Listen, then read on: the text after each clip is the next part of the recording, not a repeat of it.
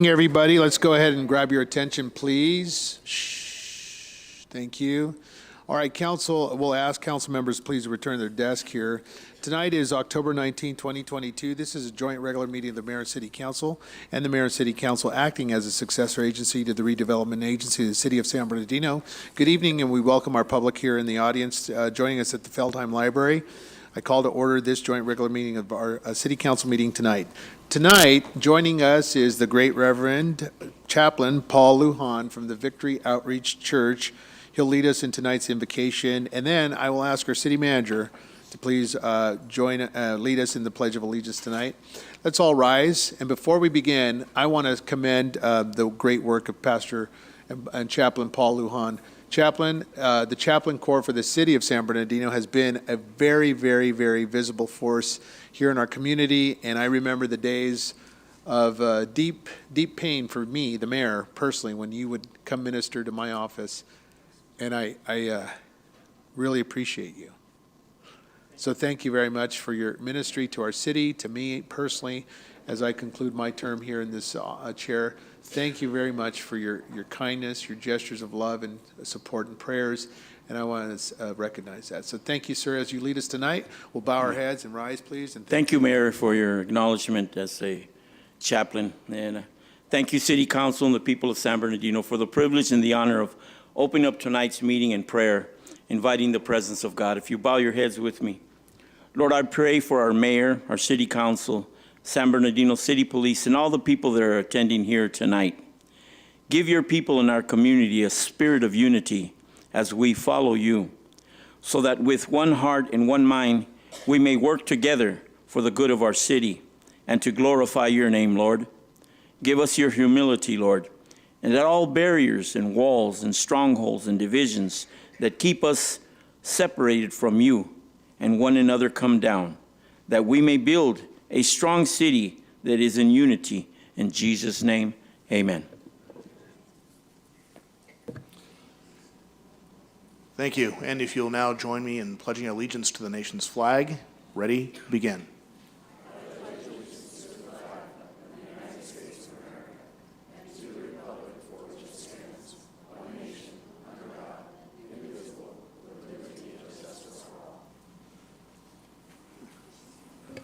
okay, thank you very much. At this time, I'll recognize our city clerk, please. Please call the roll. Councilmember Sanchez. Here. Councilmember Ibarra. Here. Mayor Pro Tem. Here. Councilmember Surratt. I'm here. Councilmember Reynoso. Here. Councilmember Calvin. Present. Councilmember Alexander. Here. Mayor Valdivia. Here. Thank you very much, Ms. City Clerk. I'll turn to my city attorney. Ms. City Attorney, a closed session report. Mayor, council members, and members of the public, we had several closed session items this evening as noted on the agenda, but we do not have any reportable action. Thank you very much. This time we will proceed into our city manager report and then our council announcements. At this time, I want to recognize the great work of the San Bernardino International Airport. On behalf of the Board of Directors and the Commission, we're happy to announce that Breeze Airways, once again, a big victory for our community. San Bernardino International Airport just announced this morning in Breeze Airways that Breeze has made a wonderful big move in our city, and now San Bernardino to Las Vegas is the opportunity. And so we're really excited about that. Just August 4th, about 90 days ago, we announced San Bernardino to San Francisco International Airport, and there's continued strength at the San Bernardino International Airport. I checked the website just this afternoon. It's about $29 to go to Las Vegas. The trips will begin on or about February of 2023, and you can start booking and booking those flights now for $29 or so. But go now and book it. It's about $30 one way round trip. It's $60 plus some fees. I think it's cheaper to fly there. Would you agree? Than to drive there. So what a big win for our community, and I want to extend the board my deep appreciation at the San Bernardino International, which I served as past president and past chairman of the IBDA. With that, I'll turn it over to our city manager, Mr. Field. Thank you. Let's pull up the presentation, please.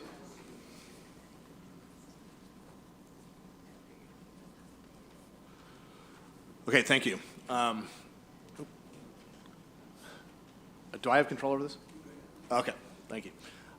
Okay, so Festival, a lot of us were there. 4,500 people from the city and surrounding communities showed up. It was a great day. The weather gave us kind of a break. It wasn't too hot, but there were all kinds of people there. Everything was free aside from food and drink. So that, like the carnival rides and everything else, fantastic. Just a great day to celebrate, the rebirth of Second Lake Park. Pepper Avenue improvements, we did a groundbreaking on Monday, attended by dignitaries from both the City of Rialto, our partner in the project, and of course, City of San Bernardino. Great day. We're working together in partnership. We do so much more when we do things in partnership, and this is a great example of that. We're completely reconstructing a 2-mile stretch of Pepper between Mill and Baseline, resurfacing the roads, putting in ADA ramps, new sidewalks, going to improve the road basically to its ultimate capacity and width. So a great day and a great way to celebrate that partnership. We're looking forward to more partnerships with our neighboring cities. The grant program for small businesses is now open. You can go to the city's homepage and click on the link. We're doing this in partnership with the Small Business Development Center or OC Inland Empire Network. You can get loans or grants rather, between $10,000 and $35,000. We have a total available amount of $3 million. Aero, that is opening up at last. I know some people in Redlands who are going to be pretty happy about this because the train testing will be over and the constant honking as the trains go through town will cease because we're going to have, I think, quiet zones through along most of the route. It commences on, we're having a ribbon cutting on Friday, and then actual service commences on Monday, the 24th. Mayor already touched on this, but we'll reiterate that Breeze Airways is going now from San Bernardino to Las Vegas, and then on to Hartford, Connecticut. So greater New York metropolitan area. So it's a great thing. It's just it's a little over 3 months since they announced the commencement of service. So it's another big day, big development for the city of San Bernardino. Councilmember Calvin has been reappointed to the League of California Cities, to the Policy Committee, where she has been ably representing us for the last year. The League represents all 476 cities. Not all of them engage on quite the level that we do, but certainly we're well represented there by Councilmember Calvin. So I want to thank her for that, taking on that additional duty for which there is no compensation. We are moving along. We continue. Community and Economic Development Director Nathan Freeman has made note of this on several occasions. We're issuing permits like crazy. We're also getting other types of expressions of interest, and the Planning Commission just approved a couple of new quick-serve restaurants. The Habit, which is a really popular burger place, is going in at basically the base of the off-ramp of the northbound 215 at 2nd Street. And then we have a Rally's coming in. Another Rally's is coming in on Highland near Palm. We're also looking at seeing some pretty significant improvements. There's a stacking problem right now at the In-N-Out on 5th Street. Well, they're going to fix that, turn it into 2 drive lanes instead of 1. So that's a pretty significant upgrade of that In-N-Out, which is one of the busier ones around. So we had some storm activity recently. Public Works got out there to clean up all the mud and debris, and it collected in several different areas. Total of almost 1,700 cubic yards of mud and debris were collected. That's about 180 large dump truck loads of debris that we had to haul out of various portions of wards 2, 4, 5, and 7. The police department continues its crackdown on illegal gambling, partly because those are centers of all kinds of bad activity. It is not just gambling. So they're continuing to go after these illegal facilities, and in this instance, we got busted an illegal casino that had narcotics, firearms, and quite a bit of gambling proceeds. Library, $300,000 in grants for literacy programs from the Department of Education and the California State Library, and also Baker's has come back and is partnering with us to sponsor the Baker's Book Club for Youth, which is going on from now through November 19th. Dia de los Muertos and Halloween. There are several community events coming through the Parks and Recreation Department. Got Verdamont Community Center on the 21st. On the 31st, trick or treat at Feldheim Library. Campo Santo Memorial Park is also hosting an event on November 1st. Catlin Manor, we had some discussions about the Catlin Manor haunted house up in Ward 5 that's been relocated down to 648 4th Street. It's in a commercial district, which is a much more appropriate place to host that type of event. And that concludes my report for this evening. Thank you. Thank you very much, Mr. City Manager. Council members, your announcements, brief and to the point, no major policy agenda issues. We'll start with Councilman Alexander. Sir, you're recognized. Thank you, Mr. Mayor. Yes, thank you very much and well done. I attended the cultural festival. It was a great job. I helped opening up the festival itself, and I was in full costume. It was really good. And next, I attended the Arrowhead Neighborhood Community Builders Neighborhood Association meeting along with Nathan Freeman. We were both there, and we gave updates on what's happening with the city. Councilmember Calvin and I attended Mary's Mercy's fundraising gala for Mary's Mercy Center. That was an excellent event.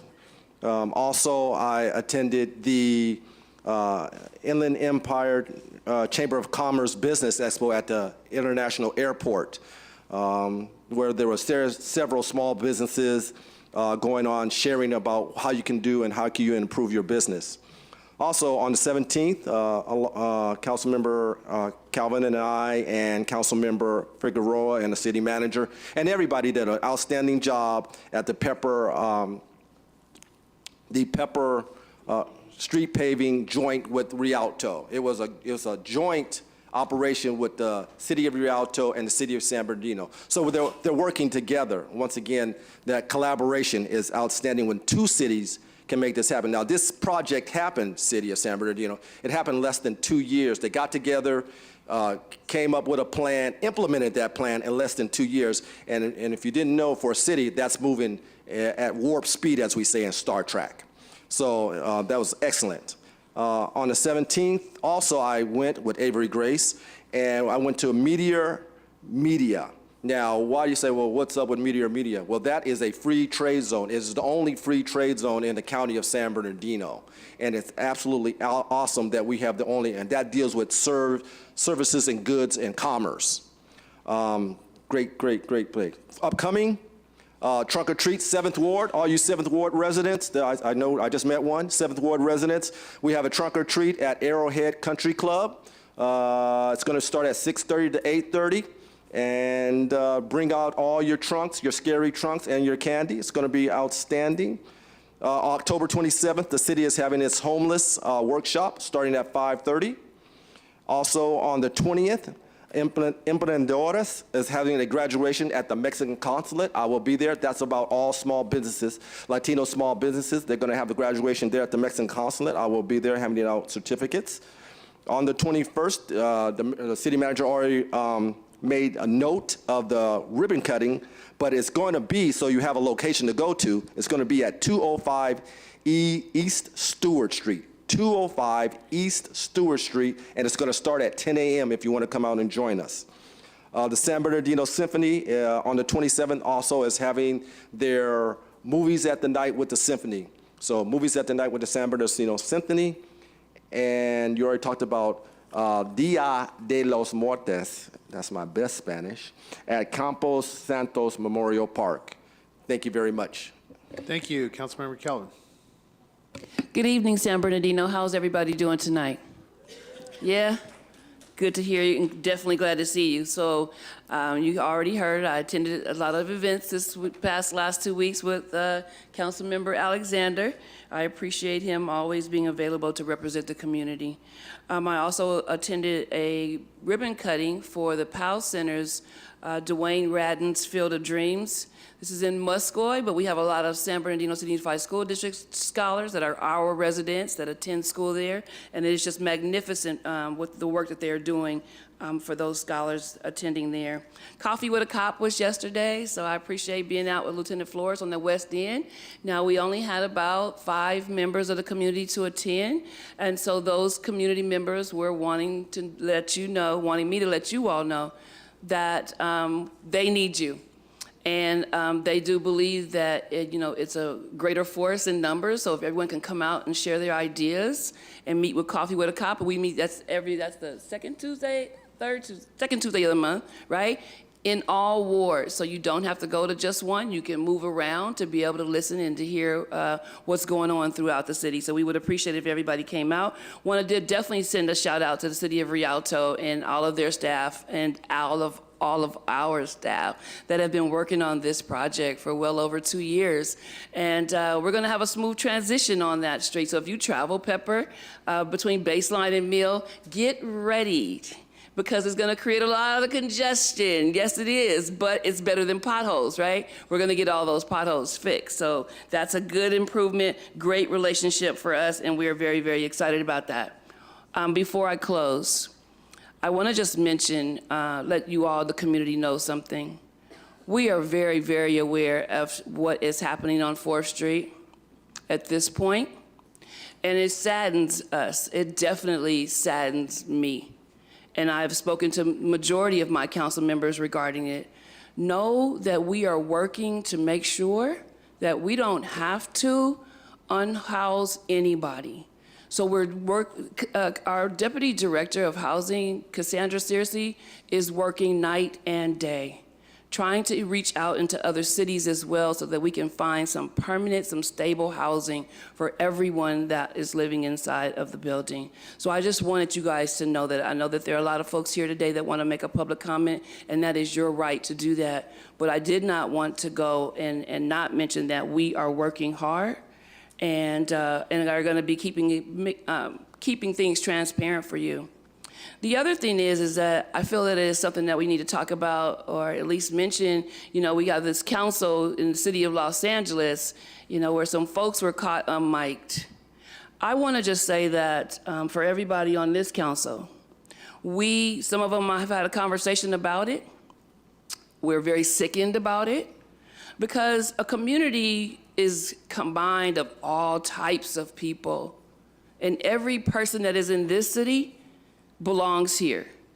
And we as a council need not to bring any of our biases or racism to this dais. And I'm very fortunate to say that I have not experienced that or heard anything. And matter of fact, the comments that have been made from this council are totally against racism. And we just want you all to know that we're working together to make sure that we can do the best that we can for the city of San Bernardino. Thank you. Councilmember Reynoso, sir. Thank you. And also that we're putting money behind that team around homelessness. Been way overdue.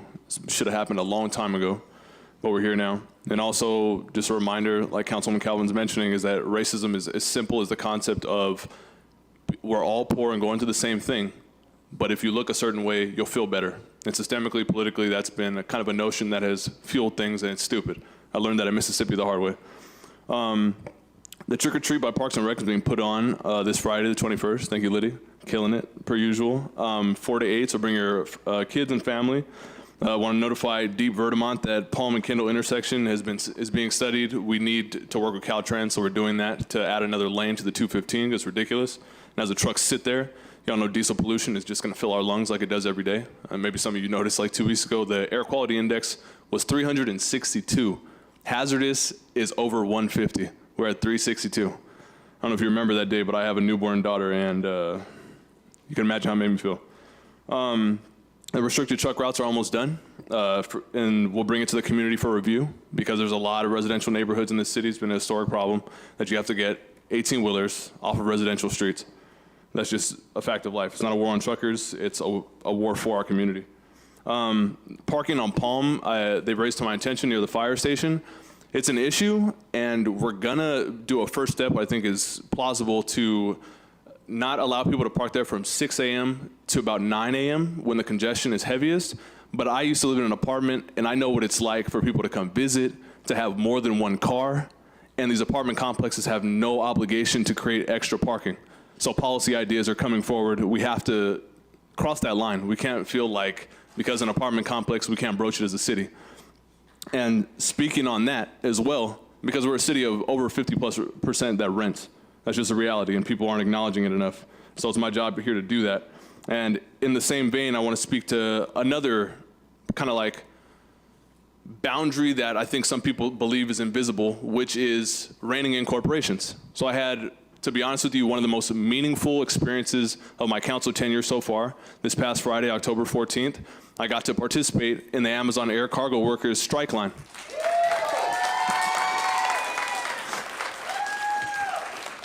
These workers and the community who support them are advocating to end the retaliation that's coming down on them for asking for what they're owed. When this facility, it's called KSBD, formerly known as Eastgate, when they proposed to the community, the developer Hillwood even went through the most to send out flyers to the people around saying it's going to be $22 an hour jobs at least.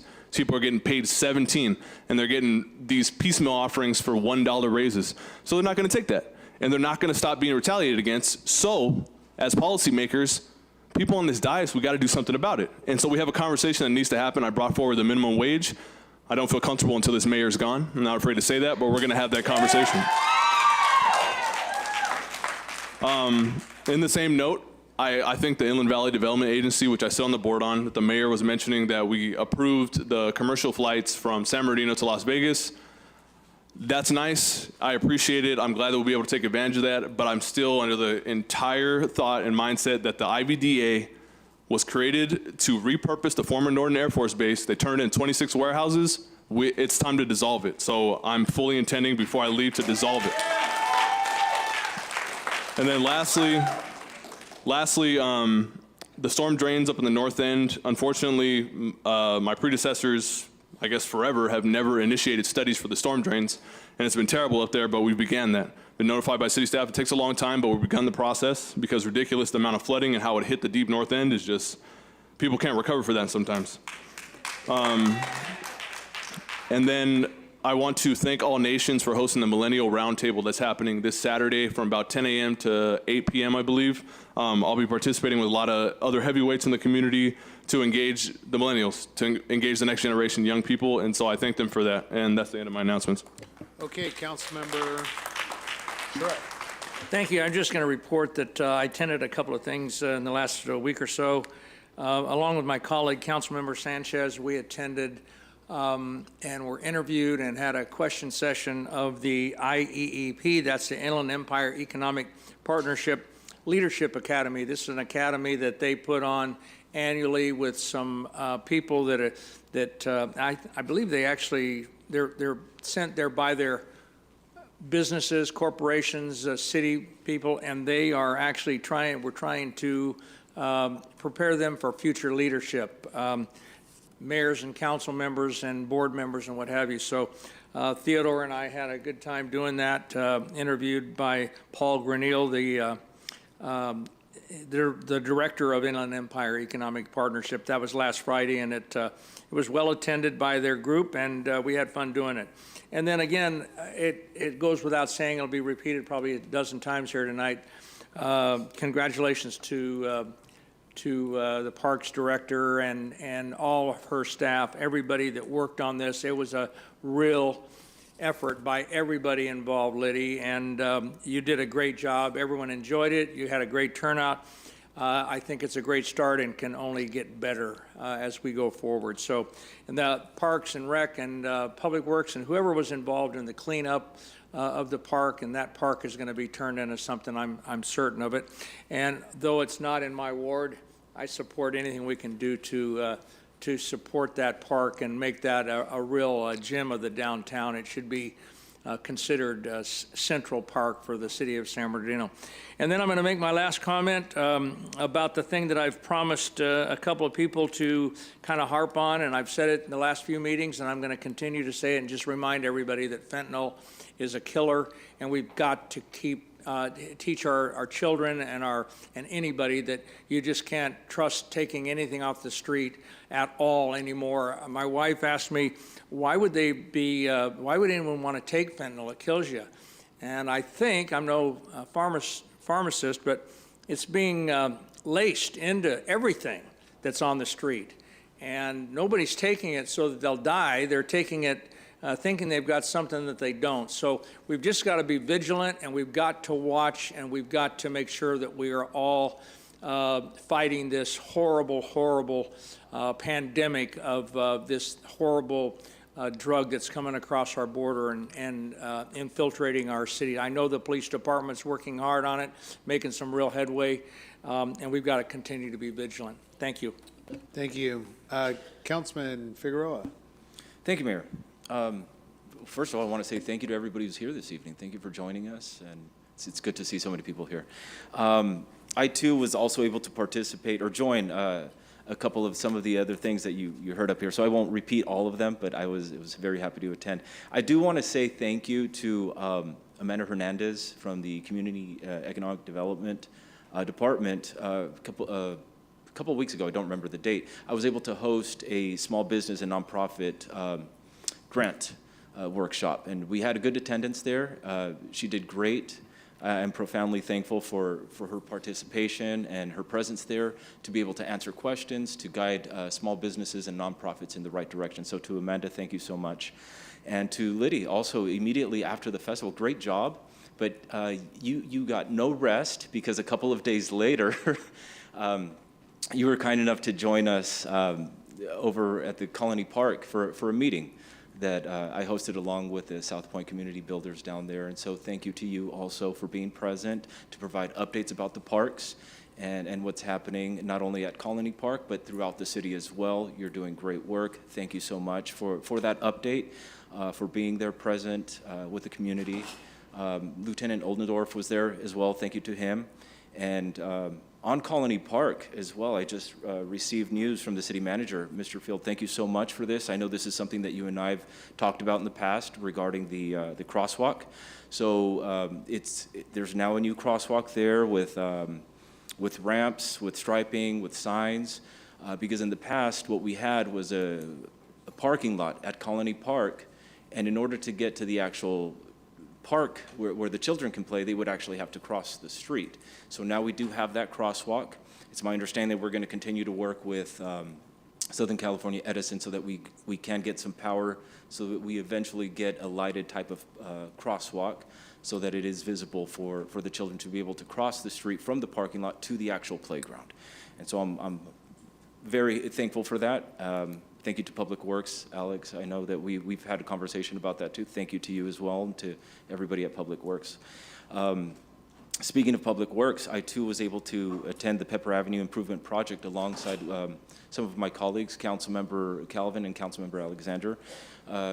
In addition to Rialto representatives as well. It's just a great example of partnerships between our two communities, and I'm hopeful that we continue to partner with our surrounding neighbors and other communities so that we can continue to work on fixing our infrastructure, particularly the ones that border, some of the other communities. This is a great example of partnership. It's long overdue. I've received so many calls and emails regarding Pepper Avenue, and so I'm thankful to my colleagues who were present, but especially to our staff who really get out there and do all the hard work.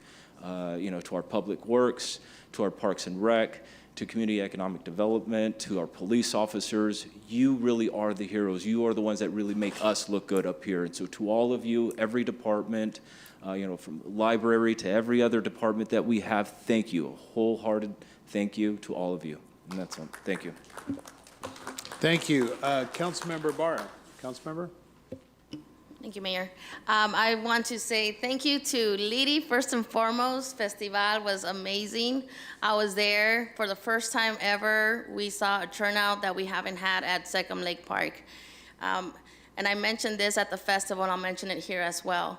Us as legislators sometimes have the tough task of voting on certain items to better our community.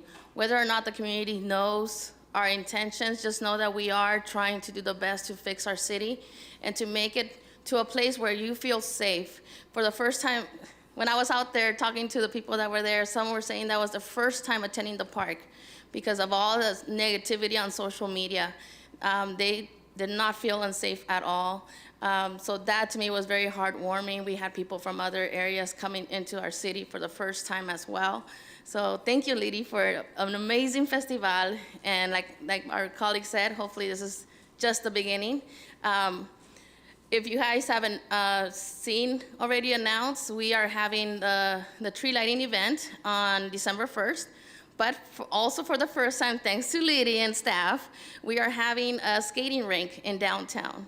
So we hope to see you guys come out, and it's going to be out there for, I believe, 3 weeks. So 3 weeks of skating fun in downtown. Please come out. Just know that this is your city, and we're doing the best to fix it. When I first came into office, we were faced with a lot of budgeting constraints. We had to make some really drastic cuts to the services, our parks, our libraries. But now that we're financially stable, our focus is to bring back our parks to good standard, our parks and our libraries, to provide you all with the services that a community deserves. Last week on Wednesday, I attended the Valencia Neighborhood Association and Paris Hill Neighborhood Association meeting. I provided an update for residents in the second ward of what was going on. I'm happy to report the majority of the streets, thank you, Alex Kishta and Public Works and my colleagues, we approved fixing several streets that had been neglected for many decades within the second ward. And when I drove by a couple of weeks ago, most of them have been done. We're just waiting on Fairfax and Hillside. So that has been a very neglected part of the second ward, and it's getting some tender, loving care in the soon future. So I'm happy to report that, and just know, like my colleagues mentioned earlier, that we don't condone racist slurs either. I myself don't use that vocabulary. And we are here to represent every single one of you.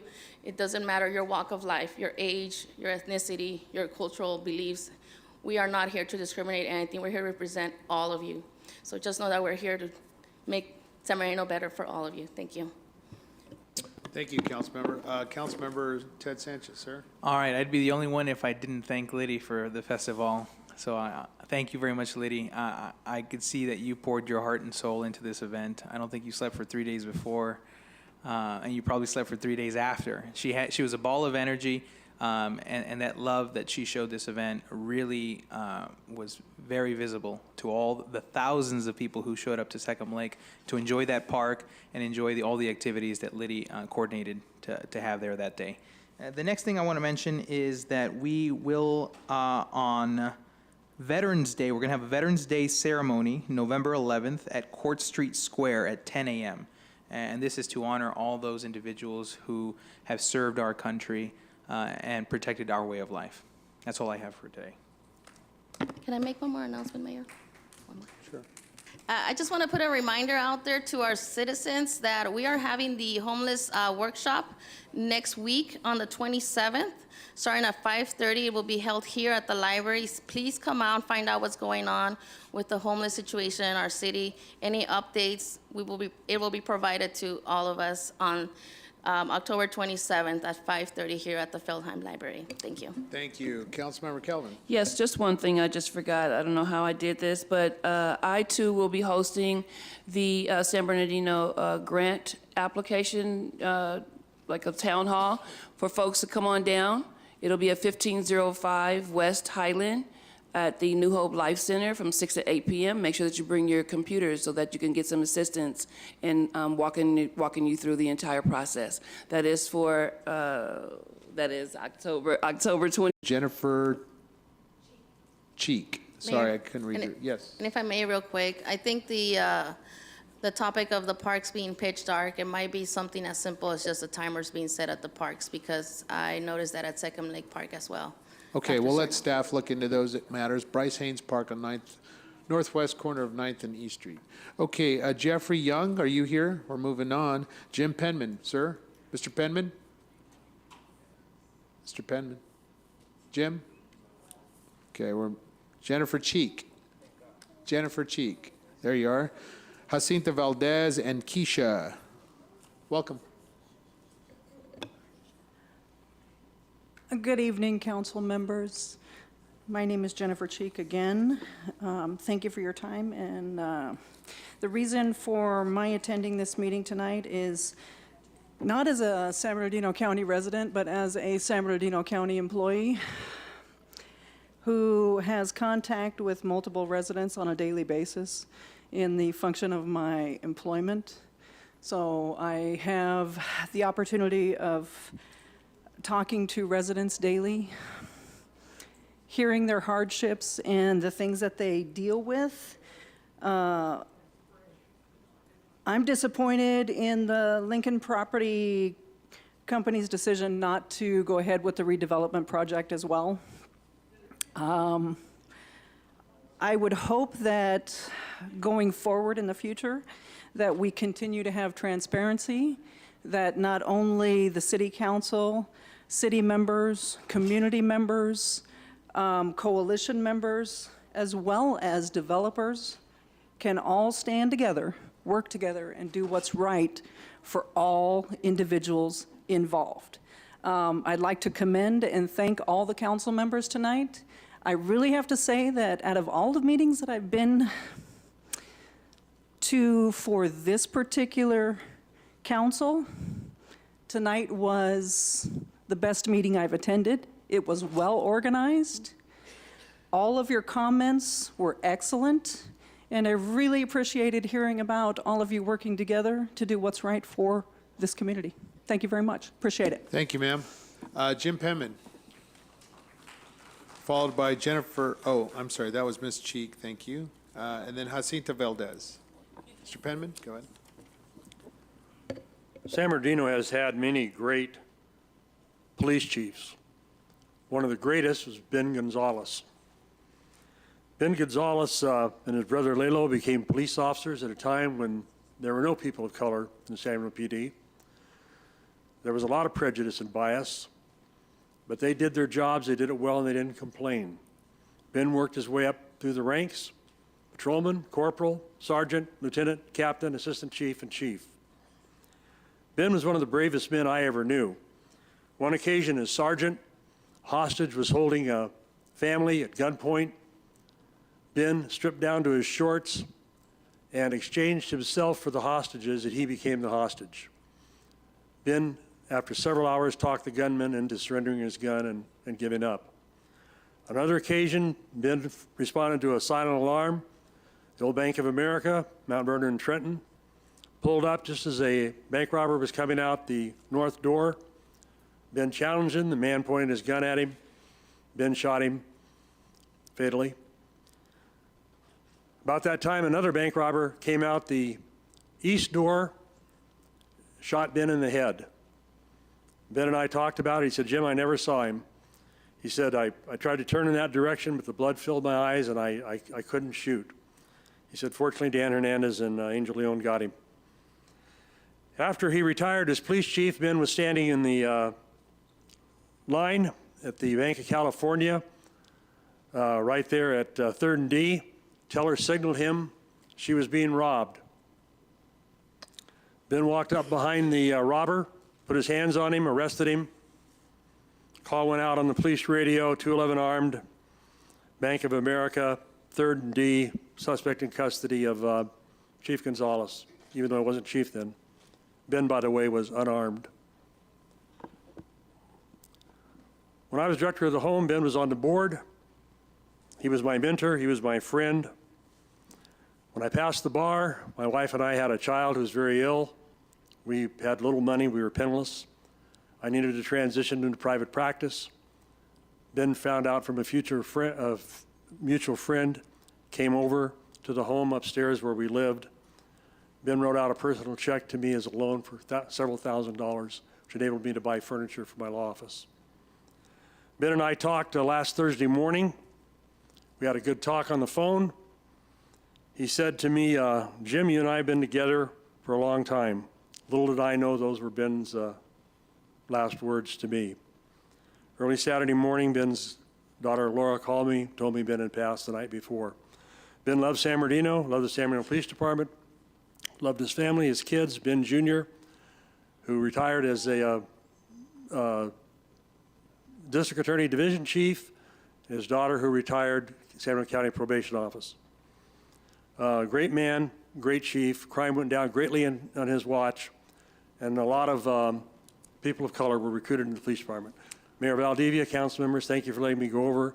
I'm respectfully requesting that you adjourn tonight's meeting in memory of our late, great Chief of Police, Ben Gonzalez. Thank you, sir. Thank you very much. We'll send our condolences to the family of Ben Gonzalez, and thank you, Mr. Penman, for bringing that to our attention. Ms. Valdez, followed by, I hope I'm saying it, I can't read your writing, but it's Keisha or Keista, and then Dolores Armstead, Christian Flores, Naomi, and Maribel Nunez. If you're here, please help us by coming to the wall, please. Thank you. Ms. Valdez, welcome. Hi. I come tonight to ask your help in regards to a traffic issue on Del Rosa from Highland as it approaches the 210 westbound. Every morning, now there have been some improvements. They put in solid white lines. People disregard the solid white lines. I guarantee you in those 3 lights from Pomelo to where you get onto the freeway, you will get cut off 9 times, at least, every morning. I drive there every morning. I've had semis cut in on us across the white lines. I've had trucks pulling trailers. It's dangerous. They get into the line that's supposed to go straight north, and they'll cut off the entire line of cars to get on the freeway.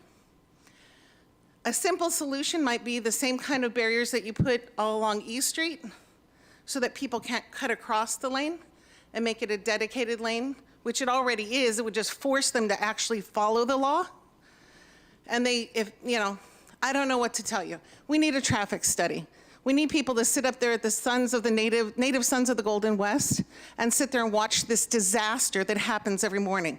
Because there's kids who cross and go to school right there at Hunt. There's kids who go up to the middle school. It's a disaster waiting to happen. We need to, the rank and file, the people of the city who go to work every day, there's a lot of them who go up Del Rosa to get on the 210 westbound. And that's one of the major arteries from the east end going west. I'd appreciate your help. On another note, I'd like to make a point that I got here tonight at 6:30 so that I could be the first speaker on the agenda. I sat here for a half hour, waited, was the first person in line with my ticket. I objected to the fact that I had been told I would be first. Someone else was put in front of me, and when I objected to that, I magically appeared about 10th in line. And I was told, well, he can barely walk. I acknowledge that, but not all disabilities are visible. I'm a diabetic. I went without dinner tonight so I could get here early. I haven't had anything to eat. It's a disrespect to someone that when they get here half an hour early to speak, to be dumped to the 10th in line because you object. And all I did was said, really? I was told I would be first. That was my only words. We need to do better. There's my quote that I'll leave you with in the last 20 seconds is from Mike Barnacle. It says, rebellion has its roots in government's indifference and incompetence. Remember that, because if we continue with the indifference and incompetence that exists within the city's going to be on fire. Thank you for your time. Thank you. Our next speaker is Keisha, Dolores Armstead, Christian Flores, Naomi. Welcome. City Council and City of San Bernardino, thank you. It is my very first City Council meeting speaking. Ma'am, is your name Keisha or My name's Krista. Krista? Yes, my apologies. the R is not there. I'm sorry for my writing. I apologize. Councilman Reynosa, you are awesome. I appreciate you supporting everything that goes on in the city, as all of the council members as well. I am a proud member of Local 1932, the Teamsters Union. I also work in the San Bernardino County at Arrowhead Regional Medical Center. I come to you today because, as my sister pointed out, I'm very disappointed with the way the Carousel Mall has been taken care of. That mall has been closed for quite some time now. And when I lived in the city, I lived off of 9th and F Street, and I would see the homeless people out there. The homeless crisis is ridiculous out here in San Bernardino City, as it is everywhere else. But I hope that when we do find a developer for the city council, for the Carousel Mall, I hope that I have a community benefit agreement in place for good jobs, good health quality air, because the San Bernardino City Airport is not going to do that for you with all these planes flying by every single day and these trucks going in and out of the city. So I also hope that we can grow the city. I'm not a part of the city anymore, but when I was a part of the city, I saw small sparks of what the city could be.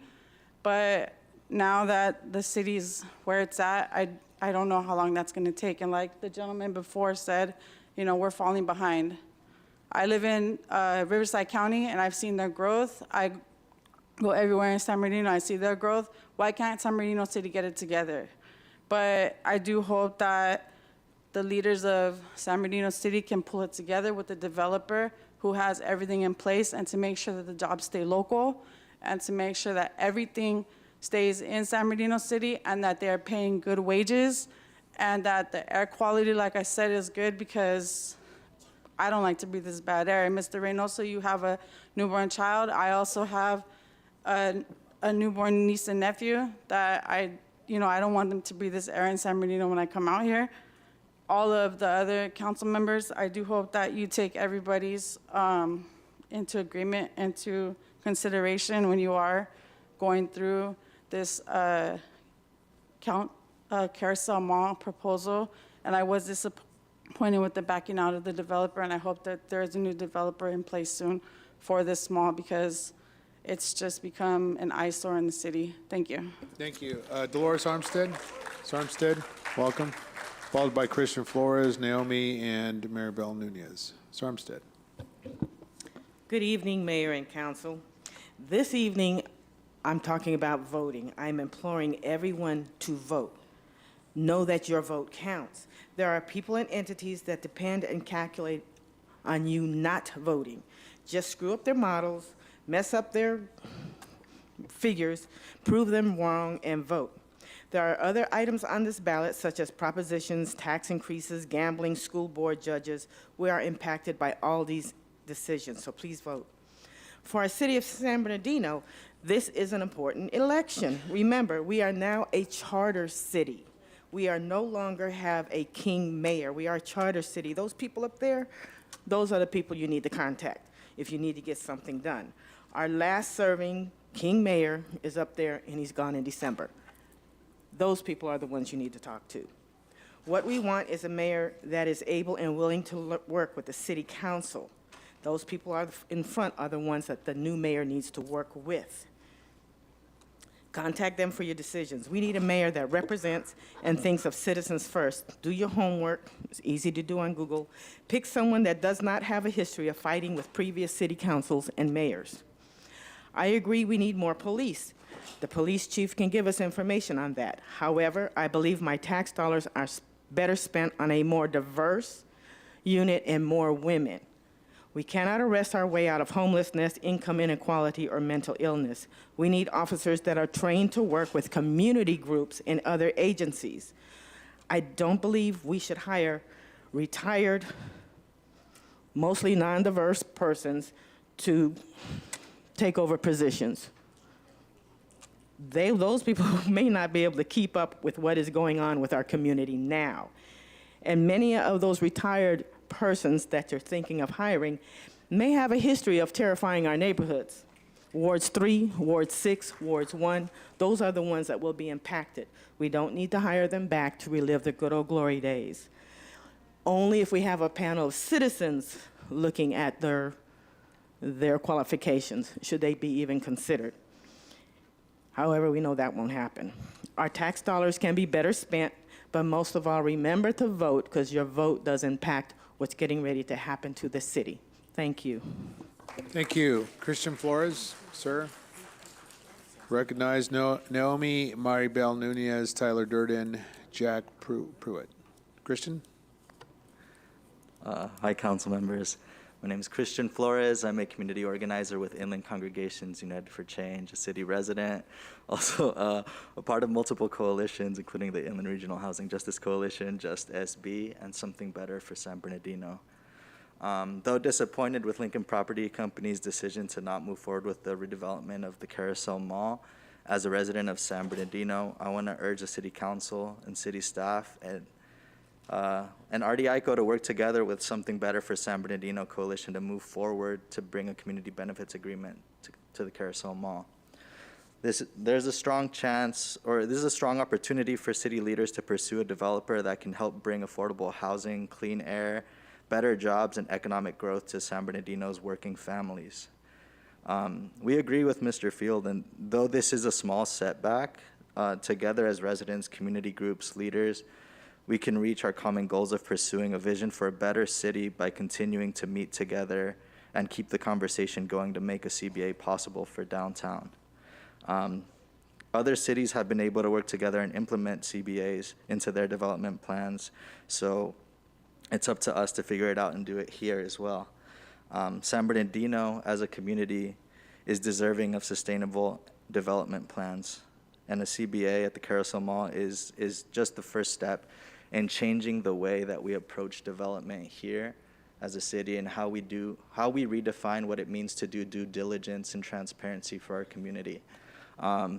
This goes beyond just development, but also in regards to the way business as usual happens in regards to property, I guess acquisitions. I forget the technical term. But an example being the 4th Street apartments and how slumlords and slums essentially become created within the city of San Bernardino, and how we can work together, how we can creatively use funds within the city to be able to create our own approaches to solving, or at the very least helping aid situations like the ones that the families there are experiencing. Whether it means bringing in huge industrial tents to help process folks little by little as we find more locations for them, or at least for the most part try and, I guess, stabilize the location for the folks that are still there and have no other options, using ARPA funding, or using our own media sources to reach out to other landlords in the area that might be able to help fill units and give these families an opportunity. Or creating committees to be able to creatively tackle this together. Thank you for your time. Thank you. Next we have Noemi, followed by Maribel Nunez, followed by Tyler. Last name is either Purdon or Durden. Noemi. Thank you. First of all, ma'am, thank you. I second everything that she said earlier. Thank you so much for bringing up those points about bringing retired police officers into the field. So yes, my name is Noemi. I'm not necessarily with any coalition or anything, but I am here, a regular citizen, and I'm here in support with the rest of these fine folks here, bringing up the points of the CBA and also the 4th Street apartments. They're gonna be talking a lot more about it, but I think one of the things that I want to point out in this whole situation is both of these are examples of how city leadership has not taken initiative to make sure that the citizens are taken care of ahead of time. One of the concerns with the announcement of the redevelopment was that people from outside with lots of outside money were gonna go ahead and start swooping up the buildings surrounding the downtown area, and they were gonna kick out all of the citizens in the area. That's gentrification, and gentrification does not help our city at all. We need improvements. We do not need to be kicked out of being able to live here. Those folks who were found in those 4th Street apartments were there because they were desperate. If you saw the conditions that those apartments were in, it's because there's no affordable housing here. No one willingly lives in those conditions. They do not willingly take all of that neglect. No, no one wants that, but they have to. That is the city we are living in. And instead of putting money into more police, we should be putting money into those types of resources. That's what we should be focusing on. That is how we reduce homelessness, not by funding the police or any of these other things. In addition, with the Lincoln property being removed, I don't know, we don't know, we haven't found out why. But regardless of that, if there was a situation or however it is that we're going to be moving forward, we still need to emphasize that CBA because other situations are going to continue to be created just like the 4th Street apartments. People will continue to be getting taken advantage of. Your citizens will continue to be getting taken advantage of. And that means looking outside of the box. I wanted to also note about the mention of the fentanyl issue. Why hasn't anyone thought of safe use sites, right? Yes, Narcan training, et cetera, all of those things. No one wants to talk about that even though it's proven by research to work and reduce overdoses and reduce deaths and reduce that being on the street. Let's look at those things, okay? Other than that, thank you for those who do what they do. Thank you. Next, we have Maribel Nunez, followed by Tyler, followed by Jack Pruitt. Hello, everyone. Maribel Nunez with Inland Equity Partnership. We're a housing and health justice coalition, and we have membership over 20 organizations here in San Bernardino. And I want to reiterate a lot of what has been said about the Carousel Mall and what's going on 4th Street. I do have a testimony from a tenant that couldn't make it, that had to work. And we do have some tenants here that didn't want to speak, and then people couldn't come because, they have to work.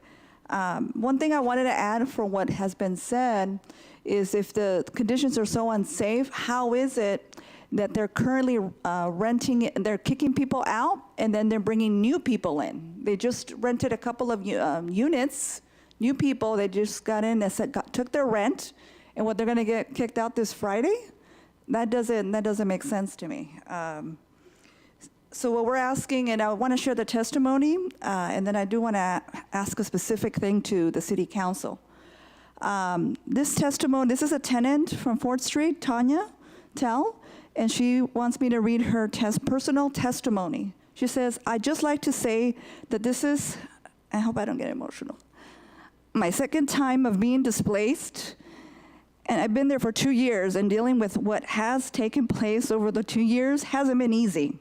Not to be in the same place, being homeless, staying in a motel, is not fair to any of us who live there and pay rent monthly, seeing families having no place to call home. And the holidays are right around the corner. And look at what we have to deal with. But some people can't afford to rent a place. That's why we are there. Credit score, you get evicted, credit scores, get impacted. I feel something has to be done. No guarantee we will find housing where we could afford. They're sending us to Ontario to a motel where people don't have cars to get to Ontario alone. Do people have money to travel from Ontario to San Bernardino every day? I could go on and on. Alone, we ain't even getting our deposit back, which isn't right either. People are still struggling, wondering how to move their belonging out of there alone, can't even afford to get storage, and the list goes on. But what can we do as tenants? Where do we stand on behalf? We have to wait it out into one of the lawyers or legal aid or to reach out to us, and then go from where, which can take time. And so what we're asking is, this is some organizations here are organizing a state of housing emergency. We need to call a special meeting. Right, you guys talk about inclusivity and what's going on in LA and the racism. What's happening here is historical racism. This brown, black people, I canvassed there on Sunday. You cannot evict people on Friday and then get new people in and get their rent money. And then even the people that have been there on October 1st, you're having them pay 1 month's rent and kicking them on the 21st. That's unjust. Thank you. Next, we have Tyler, and please forgive me, I don't know if the last name is it Purdon? Okay, Tyler, you're next, followed by Jack Pruitt, followed by Celine Perez. Ladies and gentlemen, my name is Jack Pruitt. I am a county employee. I am also a city resident, and I'm not sure I have a hard problem. Can't hear very well. So, if I'm speaking out of turn, I am sorry. Mr. Alexander is my councilman. Thank you. You've done an excellent job for my area. And I would like to thank all of you for your time and trouble in taking care of our city. I've lived in the city for going on over 20 years. My wife was born here. Some of the problems I have seen is things that can be corrected. Some of them, and a major portion of them, is apathy. Luckily, we're coming out of that, especially with the fact that we've got some council members that are really active. And like I said, I appreciate that. What I wanted to talk to you about is the Carousel Mall. I've been here long enough to where I remember when it actually was open, and there was a reason it was called the Carousel Mall, because there was a carousel. And I have been here long enough to watch it degrade and literally become a place that San Bernardino hides in shame over. We had a development agency that was going to come in and take over. And really, we were looking forward to finally having something that this city could be proud of. I've seen Rialto and what they did with Renaissance Parkway. And I was thinking, we are the capital city of the county of San Bernardino. Why don't we have things like that? We should. We should be very proud of who we are. Hell, 1977, we were an all-American city. We sat too long on our laurels, folks. It's time to start standing up. We need to make sure that we bring in people who are responsible, who are transparent, that do a good job, not only for themselves, but for our city. We need to make sure that we have good paying jobs. I'm a taxpayer for here. I pay taxes. I would like to have other people pay taxes, and I can see my city grow and thrive. Thank you, sir. Thank you very much. Next, we have Tyler, followed by Celine, followed by Kristen. Tyler. Surprise. So, God, I love this country. Freedom of speech, right? Love it. Thank you for your service, sir. And you too, sir. So where were we last time? Anybody remember? I just told you that your firefighter came to my home, and we'll start dropping names tonight. Captain Jay Houseman came to my home, sexually assaulted my wife. I reported this to your fire department, right? You got the letter, right? Bridget Medina in HR. First she calls me a liar. Tell me I'm a liar again. Calls me a liar. And then you know what she says to me? Because I said, no, I think you're misunderstanding. We got to meet in person, 66 feet away from your office. One chain. She says, you know what, Mr. Apodaca? You're not a liar.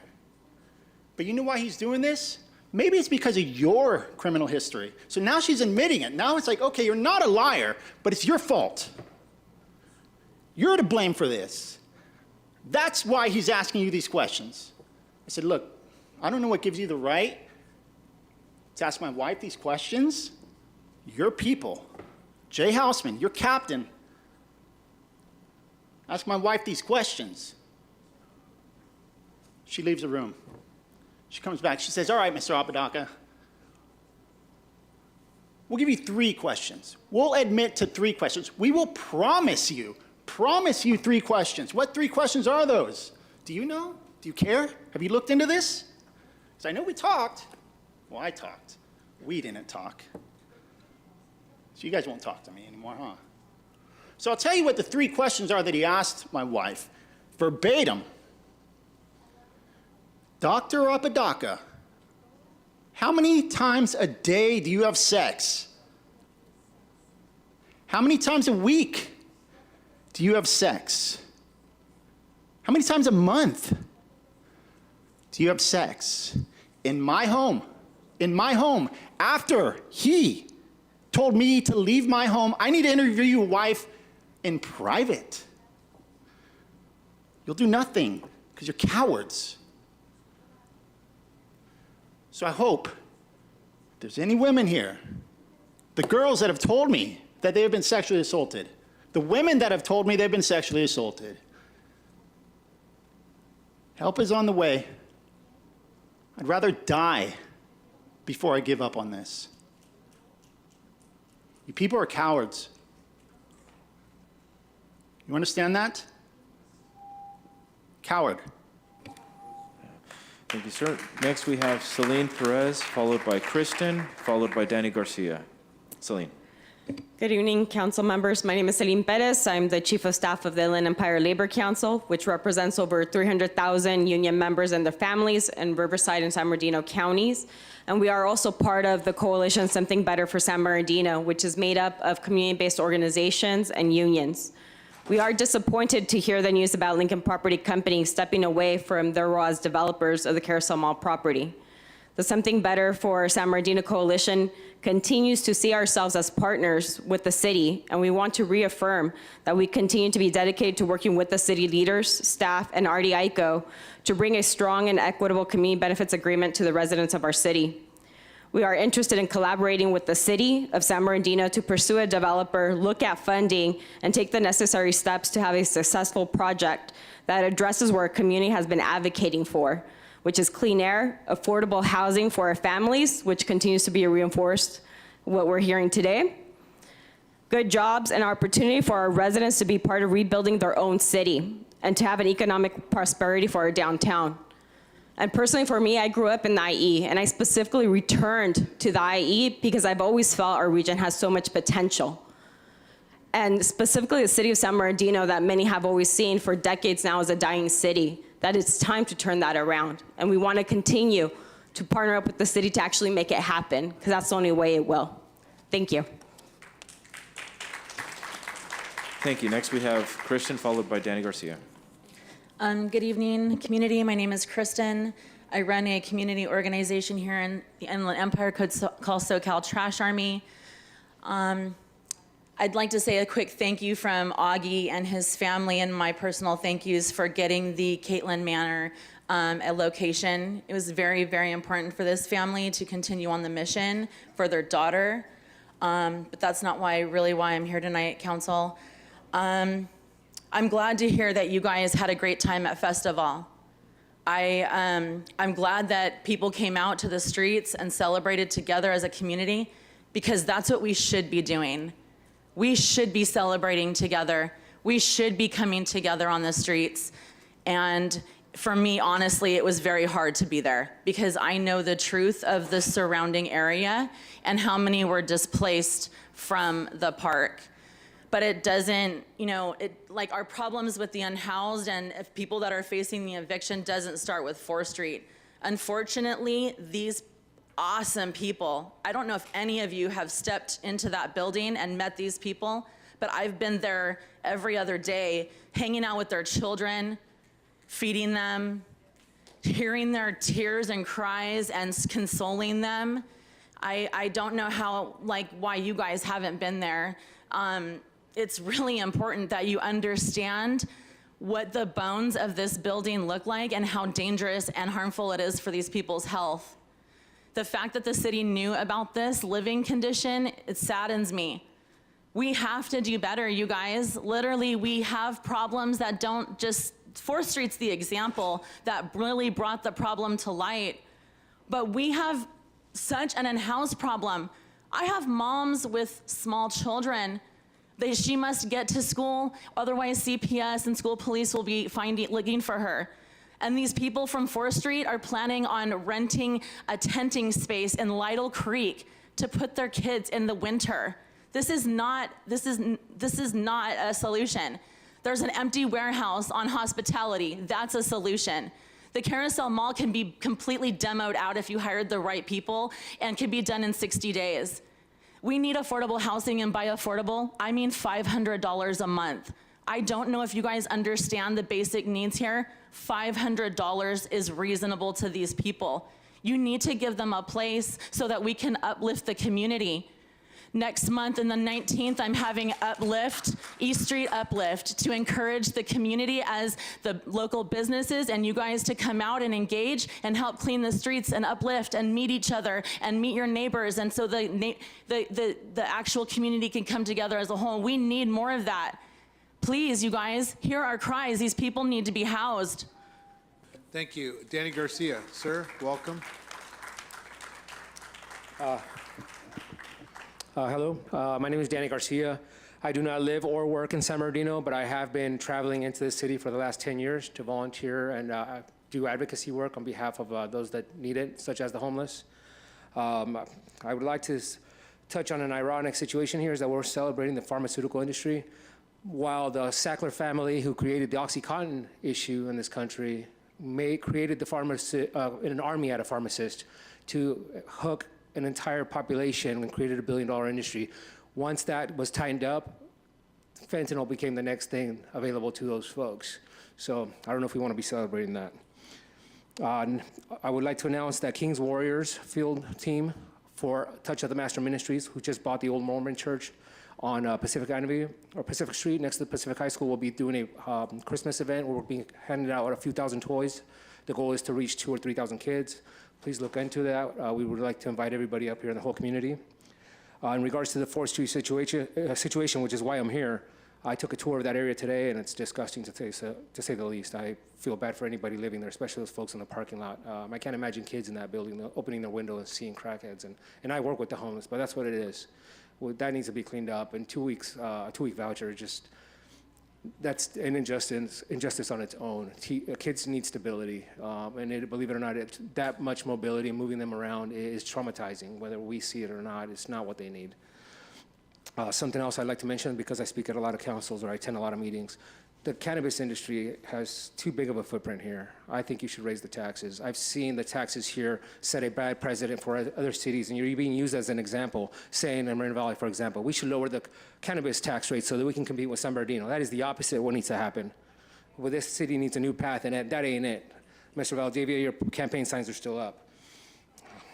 The mall should probably have been used for a better purpose. I mean, I know the condition it's in. Could have been a perfect haunted house or something, but leaving it up to what's happening right now is just, again, I don't want to be negative, but we can do so much more. This county employees used to work there. I think they still should. And in regards to what's going on with the LA City Council and the racist commentary, nothing personal, but we don't want to elect somebody who has a racist past. For that reason, I'll be supporting anybody who votes for Helen Tran, and my entire network was happy to work with you. So thank you for your time. Okay, Mireya Diaz.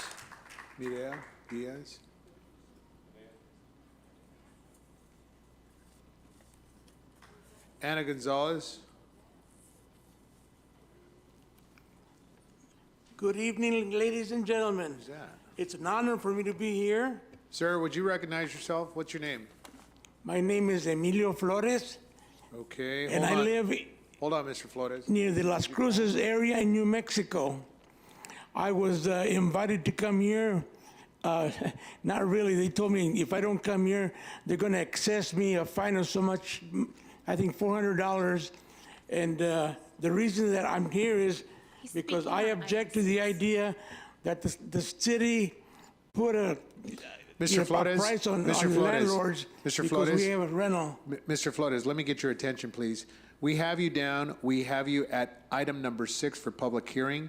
That has not occurred. If you just bear with us, we're going to get through public comment. I apologize No then. problem. Okay. Let's just have a seat, and we'll call you up in just a few minutes. It might be a while, but we hear you, sir, and we're going to get to you, okay? Let me know. Okay, sir. Mireya Diaz, Ana Gonzalez, Tammy, Michael Wife, and Jeff Green. Welcome. Thank you, San Bernardino City Council members, for the opportunity to speak today. My name is Mireya Diaz, and I'm here as someone who works in San Bernardino and is also a community member and a representative for Something Better for San Bernardino and the Warehouse Worker Resource Center. Something Better for San Bernardino, we came together around the opportunity presented by the redevelopment of the Carousel Mall, as well as the plans that were presented by our DICO.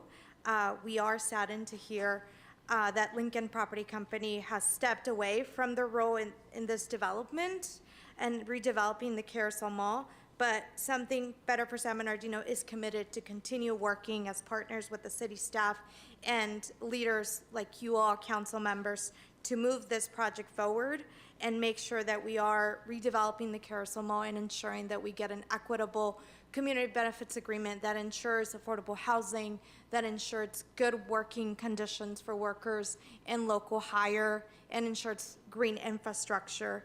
SB4SB is committed to collaborate with city and the developers to make this happen and ensure a transparent process as this redevelopment moves forward. Thank you. Thank you. Ana Gonzalez? Tammy, Michael, and Jeff. Welcome. All right, good evening, council, staff, community members. Ana Gonzalez representing the Center for Community Action and Environmental Justice. I am a Rialto resident and I advocate for our residents here in San Bernardino. The reason why I'm here today is to also ditto everything that was said about the Carousel Mall development. It is unfortunate that this developer pulled out, and we must do everything we can to ensure that a new developer comes in to ensure all of the things that were mentioned before. So I ditto everything that was said about that. I am also here because it came to my attention over the weekend that folks were going to be displaced and evicted on October 21st at 340 West 4th Street. As I looked more in depth into the situation, I realized that the city knew about this all along and how disgraceful it is that our own staff would allow these situations to happen to human beings that most desperately need our support. The city must respond to this situation humanely. These are folks that are doing everything in their power and with the resources that they have to afford this $600 to $700 rent. And it is not fair for them to be evicted this way. We should be doing more. We should be extending those vouchers for months until they're able to get more permanent housing. But the situation clearly sheds light to a bigger problem that all of us are facing in the region and in California overall, the housing crisis. Clearly, these folks do not want to be homeless. Clearly, they are paying this $600 to $700 rent because that's what they can afford. The city has a huge opportunity as a charter city to implement rent control, to implement inclusionary housing, to include so many options and subsidies for renters that can barely afford this amount of rent. The recent census data showed us that in San Bernardino County, the average income actually went down from the last decennial. So how can we allow landlords to up their rents when we know our people cannot afford it? We demand that the city council calls a special meeting to address this emergency, and that you call a roundtable with the county and state officials to address the situation and get these folks to permanent housing immediately. Thank you for your time. Tammy. Hi, my name is Tammy Neighborman. I'm a resident of the city of San Bernardino, have been for 30 plus years. I also work for the county of San Bernardino. I'm here regarding the Carousel Mall redevelopment. I'm disappointed in the decision not to move forward, but I do hope that you take this as a chance to meet and pursue a developer that will come up with a CBA that will bring affordable housing, clean air, and better jobs to our community. In regards to another situation that was brought up earlier, I am happy to see a lot of the things that that are happening and a lot of the things that have been done by the council members. I agree with one of my sisters that it is, this has been one of the better meetings that I've attended. But I do think that there's still a long way to go. I have a second job, and I can tell you from my experience from the second job, I literally, somebody tried to rob me when I was just trying to perform my duties at my second job. And it's happened multiple times in this city, and it's happened in a couple of other cities around. So I think that there's still more that can be done in regards to that to keep all the community safe. So I hope you'll take all of that into consideration. Thank you. Thank you. Michael? Okay, moving on to Jeff Green, sir.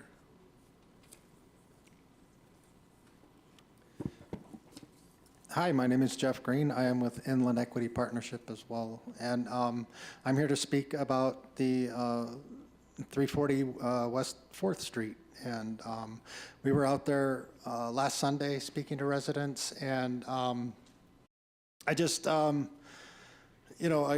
time I hear, another story, it just blows me away. I mean, these people work. They work at Amazon. They work at Kroger's. They work at the Chevron station right down the street. And people are trying to move them to Victorville so they can commute, and they can't afford that. And the jobs that they have pay enough to pay, $600 a month. And you have nowhere in the city for people to live like that. The place was operating as an SRO, and the new housing element that you're a year late on, but you got an extension, which is going to expire next month, is requiring you to develop SROs by right without a conditional use permit. So you could just call that an SRO, clean it up, charge the owner for all of the repairs to bring it up to code, and then perhaps have an SRO that operates. You're going to be required to have, a navigation center, and you're going to be required to zone by right for homeless shelters, like every city in California, once you get a compliant housing element. And you're not going to get any other state funds until you have a compliant housing element. And so I think it's really important that you guys use this opportunity to shine. If you set up things in place for these people, they'll be in place for the next wave of people as the redevelopment downtown happens and you discover that there's more people living in conditions like this, or like in Dorjal, or like in other apartment complexes where you have slumlords operating. And so I think it's extremely important that this city use the ARPA funds. You have $5 million in ARPA funds. Use $1 million of that to set up the Life Arc buildings someplace on some city land, on the empty grocery stores or the other empty buildings. And those will house 19 people each at, I don't remember how much it costs off the top of my head, but they're an excellent example because they'll last for years and years as you need them, and they're easy to pull up and move somewhere else if you need to move them. And they're a good solution. There's the Army has barracks that they're done using that they could sell for $50,000, 2 bedrooms. They set up, they look a little bit like a aluminum house trailer. You can get a double wide, single, whatever it is. And they're serviceable. People can live in those, and you can get it done for. Thank you, Mr. Green. Appreciate it. Okay, let's move on to the city clerk. Any Zoom call-ins, any other announcements, public comments? We do not have any Zoom speakers. I just want to note for the record that written comments were submitted for this meeting and they were all provided to you earlier today. Thank you very much, Ms. City Clerk. At this time, we'll move on to the public portion of tonight's calendar. This is the appointments process. This is the appointment of Scott Olson to the Charter Review Committee, and I'll entertain a motion. Motion to approve. Second. All right, members, please cast your votes.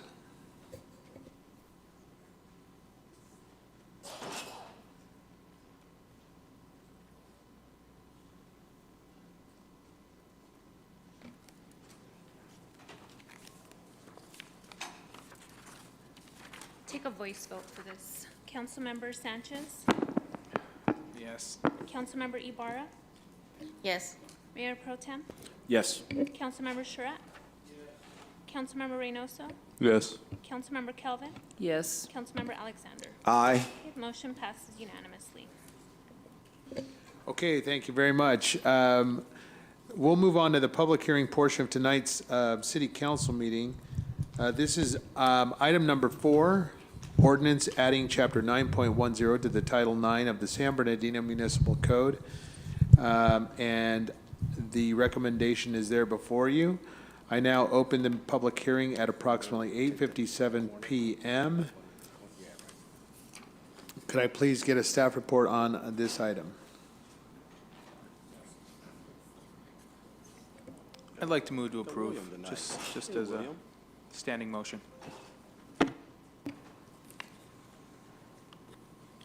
It's been a motion to approve. We'll suspend the presentation. I think we're winning here. Is there a second? I'll second. There's a second. Any final comments, questions for staff? It's item number 4, firearms on city property. I do have questions. Sir.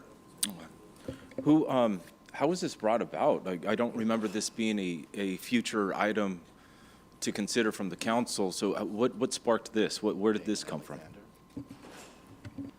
This is an item that originated in the city manager's office. It was not an item that was asked for by the council. Okay.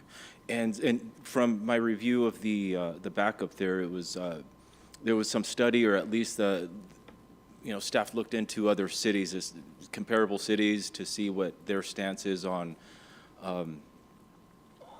prohibiting guns on city properties. Is that the only study? Is that the only thing that was looked into? Were there any other studies on perhaps how many crimes might have been prevented or averted because of a firearm? Was any study conducted on crimes that have been prevented by a firearm? So staff did look at a bunch of academic research, including those published by the American Journal of Medicine. And in all of the research that we looked into, we found that there is a correlation between firearm regulations and gun-related crimes and fatalities. Such as, break that down for me. Just give me one moment here.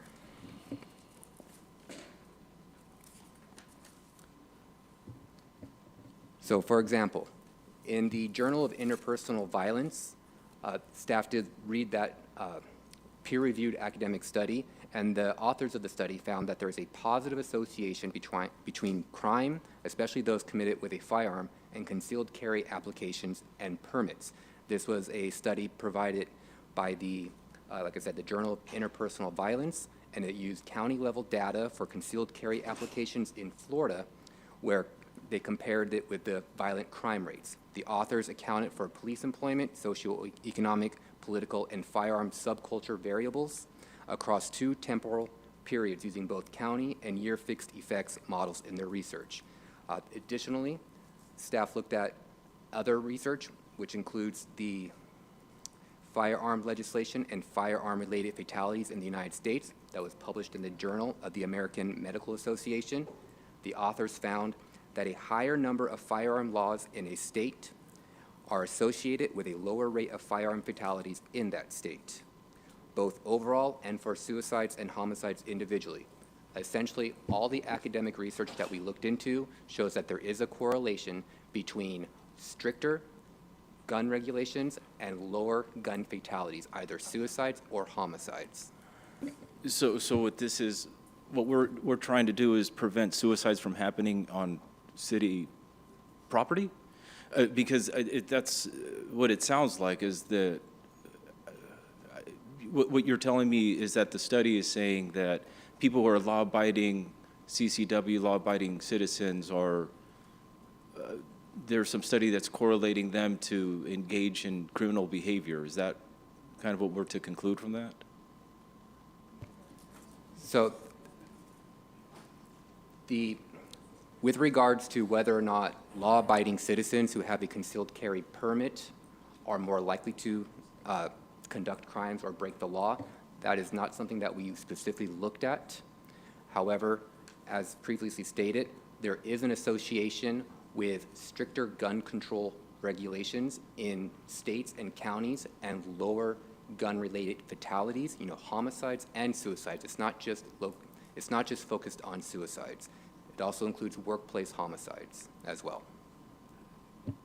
So then, what it sounds like is that any individual who has a weapon, who has a firearm, and is in the process of being either mugged or assaulted or robbed, having a weapon on them really isn't going to avert them continuing being a victim of that crime. That's what it sounds like to me. I'm sorry, could you repeat that one more time? So any person that's, according to the study, what it's pretty much concluding is that any person who does have a weapon on them, a law-abiding, well-trained person who has a weapon on them, who is in the process of being assaulted or mugged or robbed, that having that weapon on them isn't going to avert them being a victim. I'm not sure specifically if that's what the study is concluding. I think there would have to be we'd have to look at any specific studies regarding that specific type of instance. Okay. Because it seems to me that anytime we slap a sign on that says this is a fill-in-the-blank free zone, it doesn't really seem to do much as far as any person who is a criminal. I mean, by definition, it's criminals that are not going to obey these laws. It's only going to be law-abiding citizens. And so the only way that something like this will actually work is if we start setting up like TSA-like type of operations at every entry point of park, of a library. Otherwise, it's not going to work. How are we going to actually enforce this from happening, from people bringing firearms onto our city property? Because we're not criminals. Yeah, I mean, are we going to have metal detectors? Are we going to have law enforcement placed at every single entryway of libraries, of parks, of buildings? That's the only way that this is going to work. Because again, by definition, criminals aren't going to see the sign and say, you know what, I changed my mind. I'm no longer going to come in here and I'm not going to shoot people up. I mean, has the sign actually deterred or a criminal from coming in and saying, you know what, I changed my mind? So with regards to whether or not this thing is enforceable, one thing that's important to remember is that no single piece of legislation or law can single-handedly end all crime or end a specific type of behavior. With regards to metal detectors, what this ordinance would provide for is for the city to, at a future point, install metal detectors because they would now have an ordinance prohibiting the possession of firearms in city buildings or on city property. And that is something that would be required for them to implement these new additional measures at future points in time. And with regards to, there's always going to be, criminals, and it's the criminals who break the law. I guess one way to kind of look at it is kind of like the speed limit. Every single city street has a speed limit, and those limits are posted. And as we all know, it doesn't matter how many speed limit signs are posted on the street, you will always have someone who's going to violate that law or that expectation. And while traffic enforcement can occur on every street at all times of the day, it is still important to clearly communicate to the community what the city's expectations are, what our values are. And it is important for that communication to be clearly presented, which is what those sign postings would do. It also allows law enforcement to have a mechanism that they can use to enforce those expectations. So while it's true, no law is going to single-handedly prevent a crime from occurring, it is an enforcement tool that agencies can use to uphold the law when a crime is committed and someone is convicted. And in that case, that person probably shouldn't even be carrying. It's just, my concern is that not just in our city, but in our region, in our state, people, and you see it in the news, people are just fed up with the crime, the rampant crime that's going on, not just in our city, but again, this is the state. And police are the most important factor to reducing to reducing that crime. But we do know that our police officers cannot be at every corner at all times to be able to protect somebody. Most of the time, what ends up happening when the police do arrive, it's after somebody's already been a victim. And so what I don't want to create is a situation where people are just sitting vulnerable, where somebody who's intent on coming in, on hurting, somebody whose intention is to go on a mass shooting, these people are sitting there vulnerable. These are vulnerable victims, and people should be allowed to be able to defend themselves, to protect themselves. And so I don't agree with it, but that's just my position. I don't want to have law-abiding residents, law-abiding citizens to be sitting vulnerable targets. And so I believe that people should have the ability to protect themselves. They should have the right to protect themselves, their families, and God forbid, if there's something horrible that happens at one of our parks, I would hope that there's somebody who's a law-abiding, well-trained person there to be able to stop and avert a situation such as that. So I won't support it, but that's just at least my position. I do appreciate the work that our police officers do. We need far more than we currently have. We need to make a big dent in a lot of the crime that's happening, but I just certainly don't think that this is the appropriate approach. Thank you. Thank you very much. Any other members who wish to address the matter? Ms. Kelvin? Thank you so much for your presentation, and the conversation is definitely warranted. I just wanted some clarification. We're talking about city property, and I do believe we are also talking about this meeting that we're in currently, correct? That is correct. Correct. And so of all of our city buildings, how many of them have metal detectors? I don't know of any. Okay. But this would lay the foundation for us to install metal detectors if that is a direction that the council would like to go in. Okay. And I know that that is something that, in lieu of all of the school shootings that Board of Education is looking at, and all of our buildings, we're the same. I mean, we all need that same type of protection when we are gathered inside of a city establishment, right? And I think that this is important, but I think that the metal detectors are what's more important. And if someone is talking about attending a meeting or of business, what's the purpose then of having that weapon? I understand then being able to protect yourself as well, but definitely when we come into these buildings, we at least need to know who is carrying, right? And without a metal detector or this type of ordinance, we would never know. That is correct, and that actually brings up a good point that I'd like to reinforce, is that one of the ways that this makes law enforcement's job easier is that only those who have an exception to this ordinance would be those who are clearly identifiable, typically those who are wearing a uniform, members of law enforcement, armed security guards who are authorized by the city to carry and provide security to the city, members of the military who are acting in accordance of their duties. Essentially, all of the exceptions, all those who are exempt from this ordinance are those who are easily identifiable, and that makes law enforcement's job easier at assessing and identifying those who would be authorized to carry a firearm on city property or at a city meeting. And that means that there is less uncertainty as to who else may be carrying. Thank you very much. Okay, there's a motion. Members, cast your votes.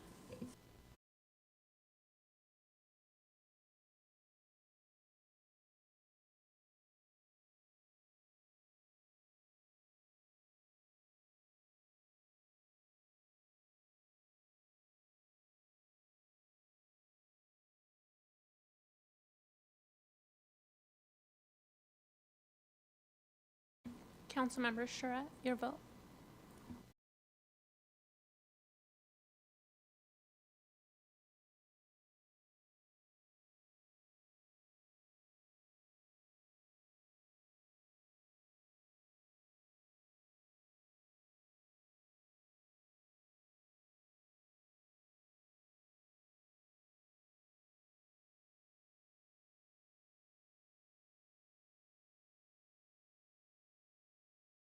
The motion to approve fails. Council members Ibarra, Figueroa, Charette, and Alexander voted in opposition.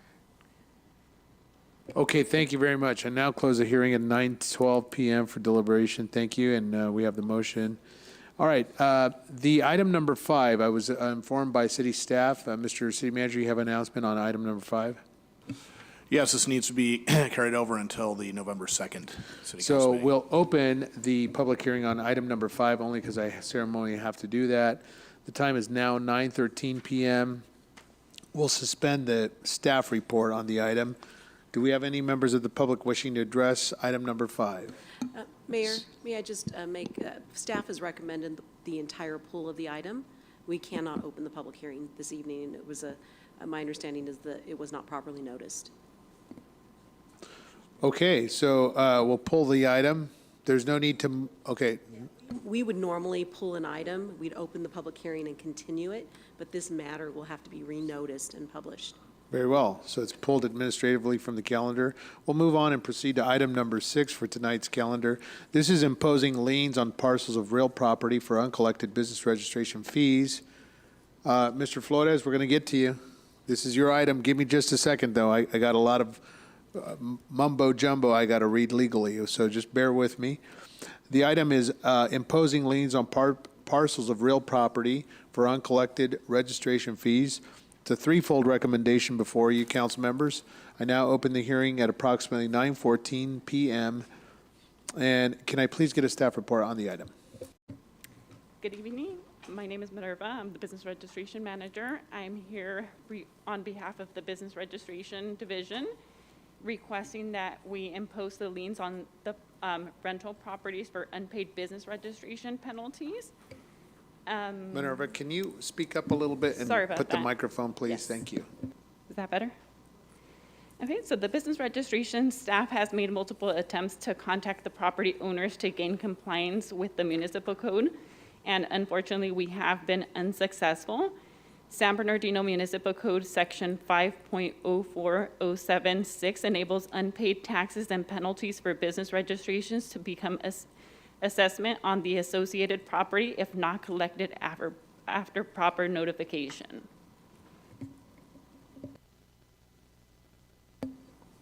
Okay. Move to approve. I assume that concludes your report. Thank you. We'll open up in members for council deliberation. I do hear a motion for approval, but before we do that. You have a public speaker. We do have some public speakers on this. We have 2 individuals. Emilio Flores from the great state of New Mexico.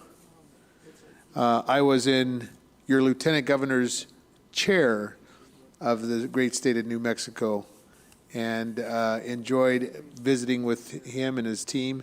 And what a great, great state capital it is. I was there in Santa Fe, New Mexico, and it was just a wonderful time. Mr. Flores, you have an item on item number 6. Go ahead, sir. Thank you very much. You honorable council, I really appreciate what you're doing for the city of San Bernardino, city which I love very much. I lived here about 16 years ago, and I moved back to New Mexico. That's where I came from. And you know what, it's been very difficult. And when my mother died, she left me the house. So I made it a little bit bigger, and what I did was, you know, it was too big for my wife and I, and so I said, we're gonna go to New Mexico. We bought a trailer, and then we rented the house out, and it's been rented in and out. But anyway, I've been lucky, thanks be to God, that I've had some good renters, and I told them I will not raise their rent. I don't care what, even if they stay there 10 years. They've already been there about 3 years, but I do not believe in raising a rent for anybody, period. Mr. Flores, let me help us. Where do you have a property address, or maybe we can have The address is 1552 West Union Street in San Bernardino, California. That's in the first ward, okay? 1552. And the house was given to me, like I said, by my mother. Yeah. And what I did was I rented it out, and then about 2 or 3 years ago, the city came out and they said they were going to be charging more private, on the side for like about $80. And then they came back another year later and they said they were going to post another one because since I was a landlord, that I had to pay a landlord fee. So anyway, so I said, you know what, this is not right. This is unconstitutional because I've been studying law, like I said, for 14 years, and most people don't even know the difference between lawful and legal. If I ask you yourselves here, how many people know, what the difference is? Most people tell you, I don't know, because they don't. This is something that really hurts because our schools never taught us the difference between lawful and legal and all these other things. So what I've done is, since I've studied them, I want to show you here something that I have brought here. I've received about 11 tickets or 10 tickets, I'm not sure, but I won 10. I've only lost one. But right here I got about easily 100 pages. I could show them to you, you could look at them, like I said, but they've all been where I've won every single case because legal and lawful are very different.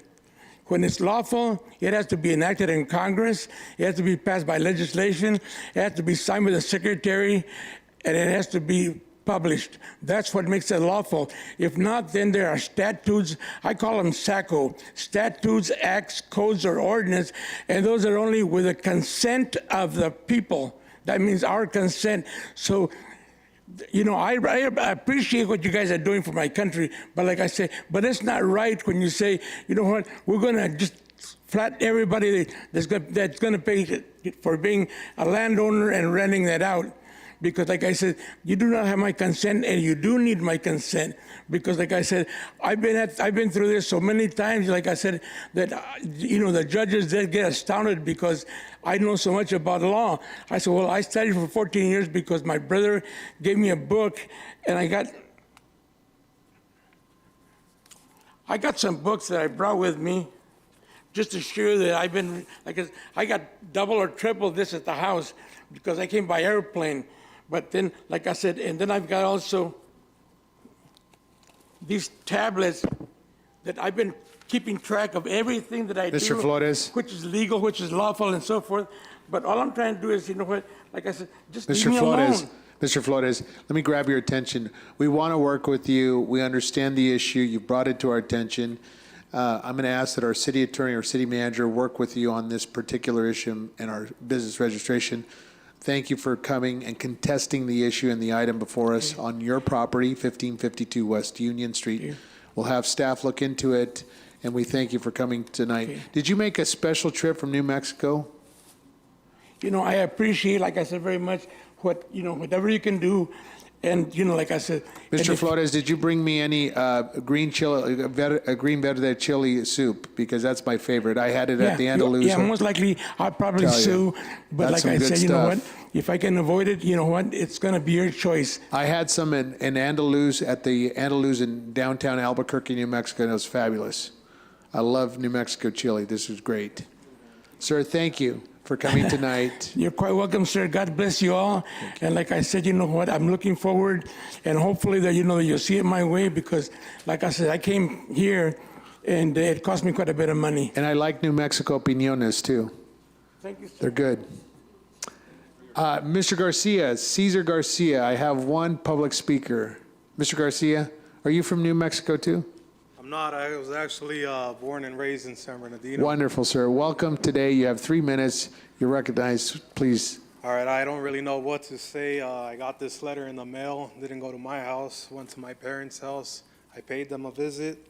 And now I got to pay a fine of $522 and get a lien on my house. So I'm here. I don't have a business to register. I'm asking for a second opportunity to not have this large fine set on my house or a lien set on my house. I'm going through a rough time. Mr. Garcia, we want to work with you. Thank you for coming tonight to the public hearing. Those are the two exceptions to tonight's. We have a motion for approval by Ms. Ibarra. Thank you. We'll have staff visit with you. Just hang on for me after the public hearing, and we'll talk to you, Mr. Garcia. Appreciate the time. Thank you. Okay, are there any other members of the public wishing to address item number 6? Hearing none and seeing none, we'll close the public hearing. It is approximately 9:21 p.m. We have heard from the public comment, the two items. There is a motion for approval, and is there a support on a second? Yes, Councilmember Calvin. So I'd like to know from staff, how do you know what residents are renting their homes? In his instance, he's living in his parents' home, or you live with your parents? My apologies for the confusion. I just bought my house last year, 2021. I got this from my parents' house, not my house. So I think that's where the confusion. So the letter's for your parents' house? No, this is for my house, delivered to my parents' house. So how do we know, for instance, whether he's renting or whether he owns? Like, so I'm not certain how we know who to send a letter to. Yes, so we go based off of water records and county records. So if there's two different mailing address on file, we send out notices to kind of determine who the property owner, if the property is offered for rent or lease at that time, and they have the opportunity to respond and let us know. The lien process will proceed. So in his case, you'll be looking up why you got sent to his parents' No. house and not to his house? So as of right now, if he can go ahead and reach out to the Business Registration Division and we'll dismiss his lien. Well, we're asking you, Ms. Minerva, afterwards, upon the direction of the city manager, to work with him on that particular matter, specifically those two members that have come tonight. Yes. Okay, thank you. So it could be someone's husband and they have a different name. It could be me and my brother just are living together, like, and we just troll folks' water bill to see if it matches up with the owner. That's a lot of time and money on our side too, as well, isn't it? The County of San Bernardino also, they have to submit the homeowner's exemption, which is basically they are submitting and stating that they are the owners and occupants of the property. So like I said, we do send out about 3 notices, and then we send out a final notice, which is also certified, which is, it's our proper notification to let them know that, hey, please respond by this time. Thank you. Let's remember that this is a business revenue source. When we look at the budget workshop, there's a significant revenue stream. This is a function of government. It is a function to issue and collect business registration, to register the appropriate individuals. There's a lot of kinks in the system, and we thank our public for coming down to express those kinks. Sir, Mr. Garcia, we understand that. We'll work with you on that. So there's a motion on the table. There's second and support for it. Any final comments? Otherwise, we'll take a vote. Who seconded the item? Oh, I haven't heard a second. Second. Sanchez on a second. Okay, support on a first and a second. Members, cast your votes, please.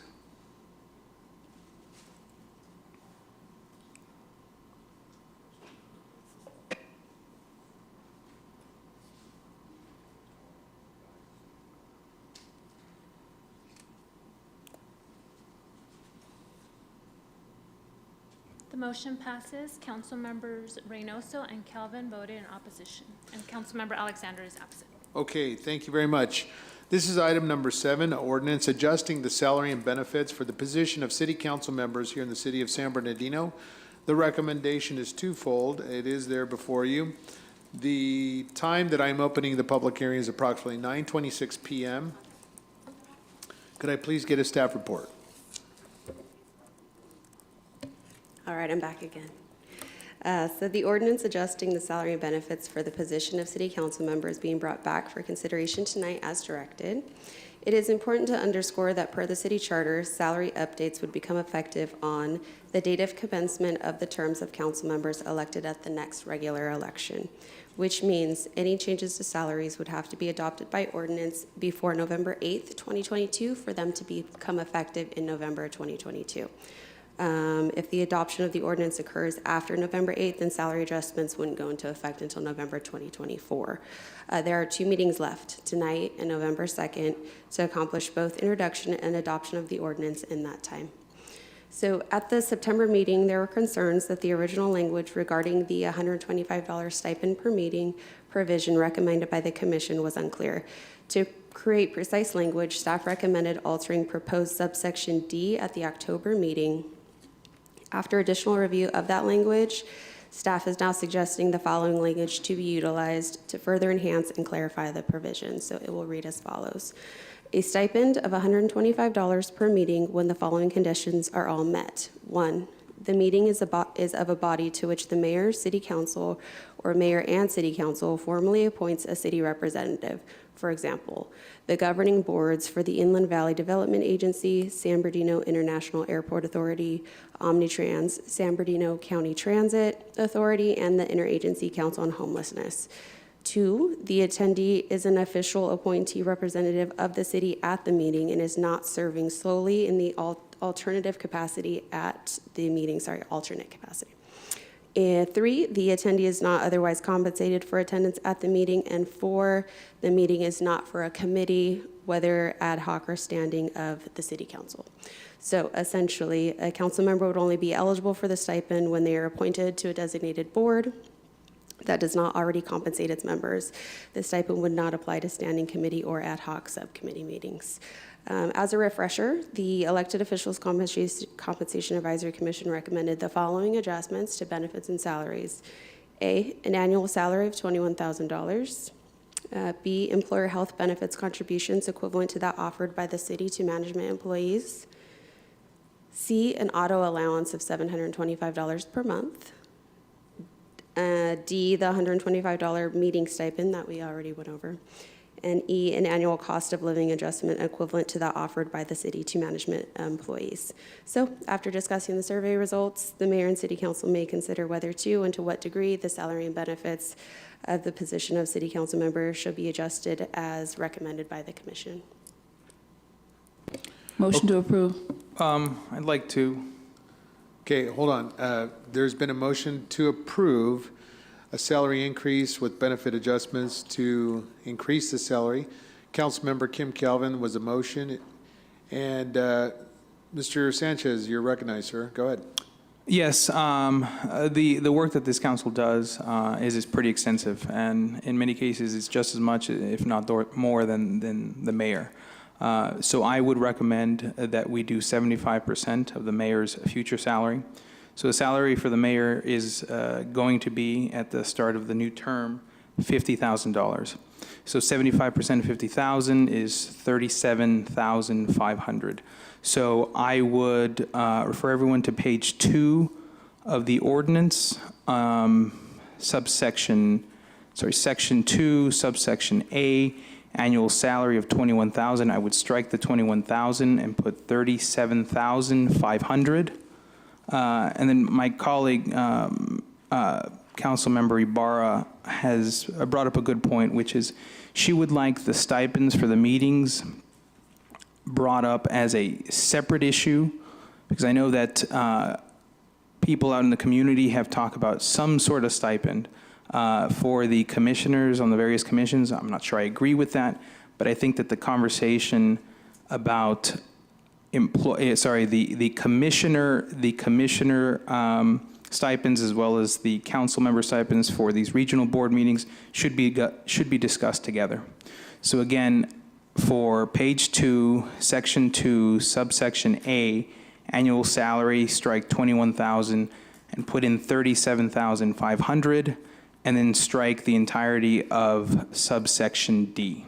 And that would be my motion. There's a motion on the table. Is there support? I'll second. There's a support.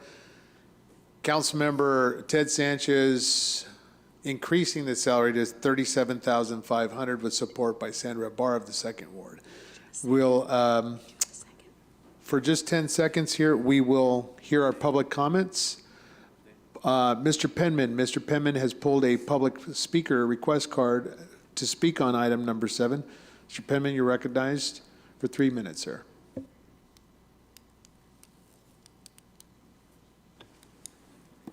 I think this is kind of a tough one.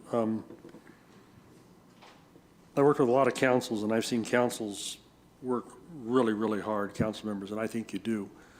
I remember the days when the council got $50 a month, and I thought that was way too low, and I frequently advocated for more. And I think that for the public who doesn't know how hard most council members work, how much time it takes, you have meetings sometimes almost every night. You have meetings on the weekends. You have a plethora of documents to read and to study. And I truly believe that the present salary is probably not commensurate with what the council should be earning. However, my friend Mr. Sanchez and my friend Ms. Ibarra, 75% of 50,000 is a lot of money to jump to. And I'm not sure how the public is going to react to that. I'm not here to speak for it or against it. I was planning to speak in favor of an increase for you guys tonight, and I'm doing that. That is a huge jump. And I will mention once again, in many years past, it was always the council members who had just been reelected voted yes for any increase in benefits because they didn't have the right to increase their salaries then, and the others voted no because very frequently people got voted out of office who voted to increase their benefits. And I think that we can make a good argument to the public that you should be making more money, but I'm not sure 37,000 for a part-time council is really palatable with a lot of people in this community. I'm also very sorry that the council is not able to push harder to get the one bargaining unit resolved before you did this. I understand this is your last day to do it, but the council needs to take leadership on these matters, and you need to keep the city administrators, people, feet to the fire. And there's something wrong here when we've got a bargaining unit out there and there hasn't been a resolution and they haven't had a raise in a number of years. So, you know, I'm not totally against the raise. I'm in favor of it, but I sure think 37,000 a year is a hard pill for most voters to swallow. Thank you. Thank you very much, Mr. Penman. Are there any other members of the public wishing to address the council on item number 7? Okay, we'll bring it back to council members here. The substitute motion by Sanchez with support by Ibarra is to raise it to $37,500 as stated. Ms. Ibarra. Sorry. So I pretty much looked at attachment number 1 that the city staff provided. We're looking at other cities that get salary and benefits way higher than us. Chino with a population of 91,000. Fontana with a population of 208, slightly less than us. They're making over 47,000. The city of Riverside, which is highly commendable for their size at 314, almost 315,000 population. They're getting, and it's also 7 council members, I believe, $64,000 a month. And then a year, sorry. I'm tired. So I was looking at these numbers. We also had a recent study done in our city with the census where the average medium income in our city is $60,000. Now, if you guys want us to represent you for $21,000, then I'm a public servant. I don't mind, but I'll just let you guys know. For example, we get a little bit over $1,000 a month after all taxes are removed, and that's not including medical benefits. Medical benefits to us are almost $300 to $400 per month for a single person. So that's, just want to let you guys know a little bit of how small the check is on our end.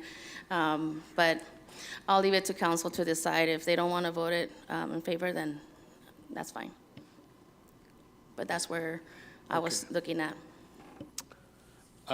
The other side of the coin is, for full transparency, elected officials, including myself, are issued a annual stipend for health insurance at a monthly basis. And it ranges anywhere, depending on the Kaiser or whatever select plan that you choose for you and your family and your dependents, can range, but there is a stipend for health insurance, and it's well over $1,000 a month to provide medical benefits to the council members, including this mayor. Ms. Calvin, go ahead. Something I did want to piggyback on was a stipend for commissioners. So with the stipend that is what we would be able to receive for the allocated meetings listed, would we be able to, if council wasn't opposed, to forfeit that 125 at least of that to go to our commissioners a month? And do any other cities provide stipends for commissioners? County does. Yes. Okay. County does. Okay. So then I definitely, would want to consider that very much so. Our commissioners do a great job right now. And with gas rates and everything else, they're having to do the same things that we do, attend meetings.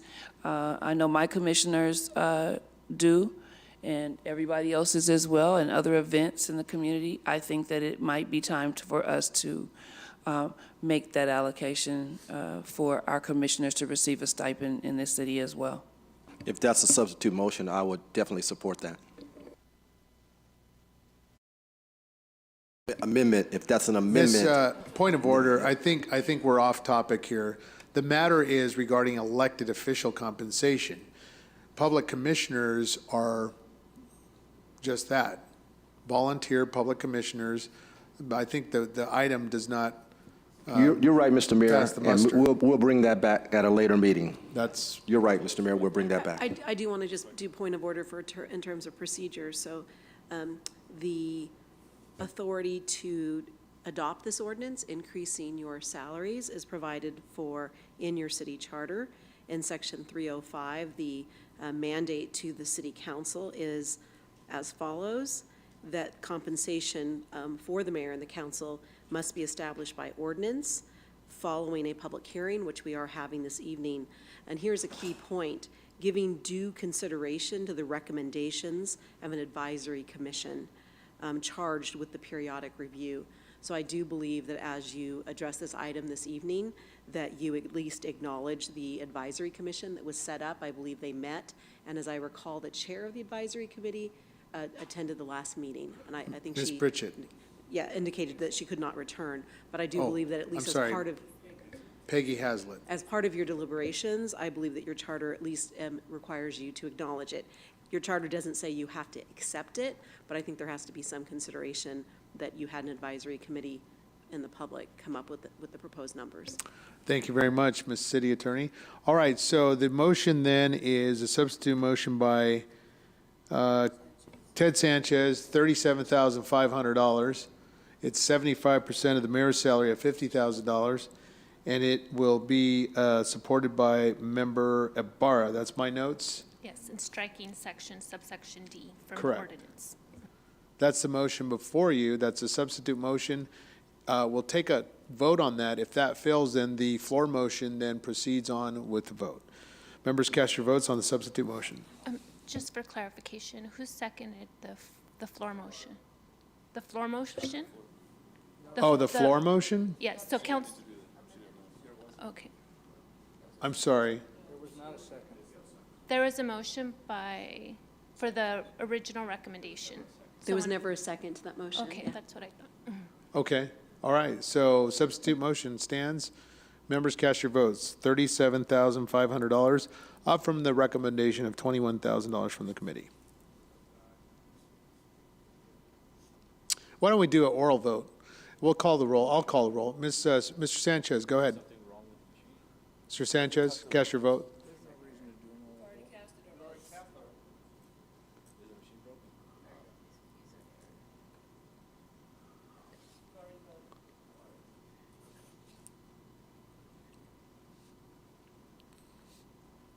The motion passes 5-2. Councilmember Figueroa and Alexander voted in opposition. Okay, very good. Let's move on to item number, this is item number 8, consent calendar. These are items number 8 through, let's see here, item 8 through 23. Any members have a pull? If not, we'll be acting in one full motion. We'll entertain a motion to approve items 8 through 23. Is there a motion? Motion to approve. I'll second. And there is a second, yes. Okay, members, cast your votes on the full consent.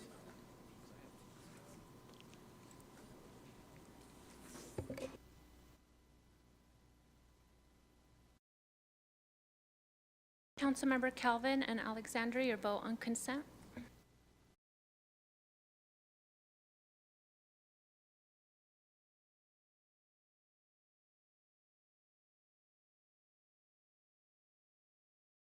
I'm sorry, Madam City Clerk, what did you say? The vote on consent.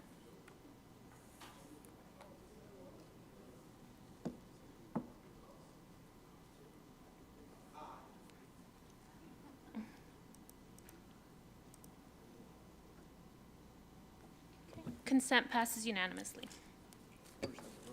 Okay, thank you very much. This concludes tonight's meeting. Thank you very much. Our next city council meeting is specially called workshop for next Thursday, October 27th.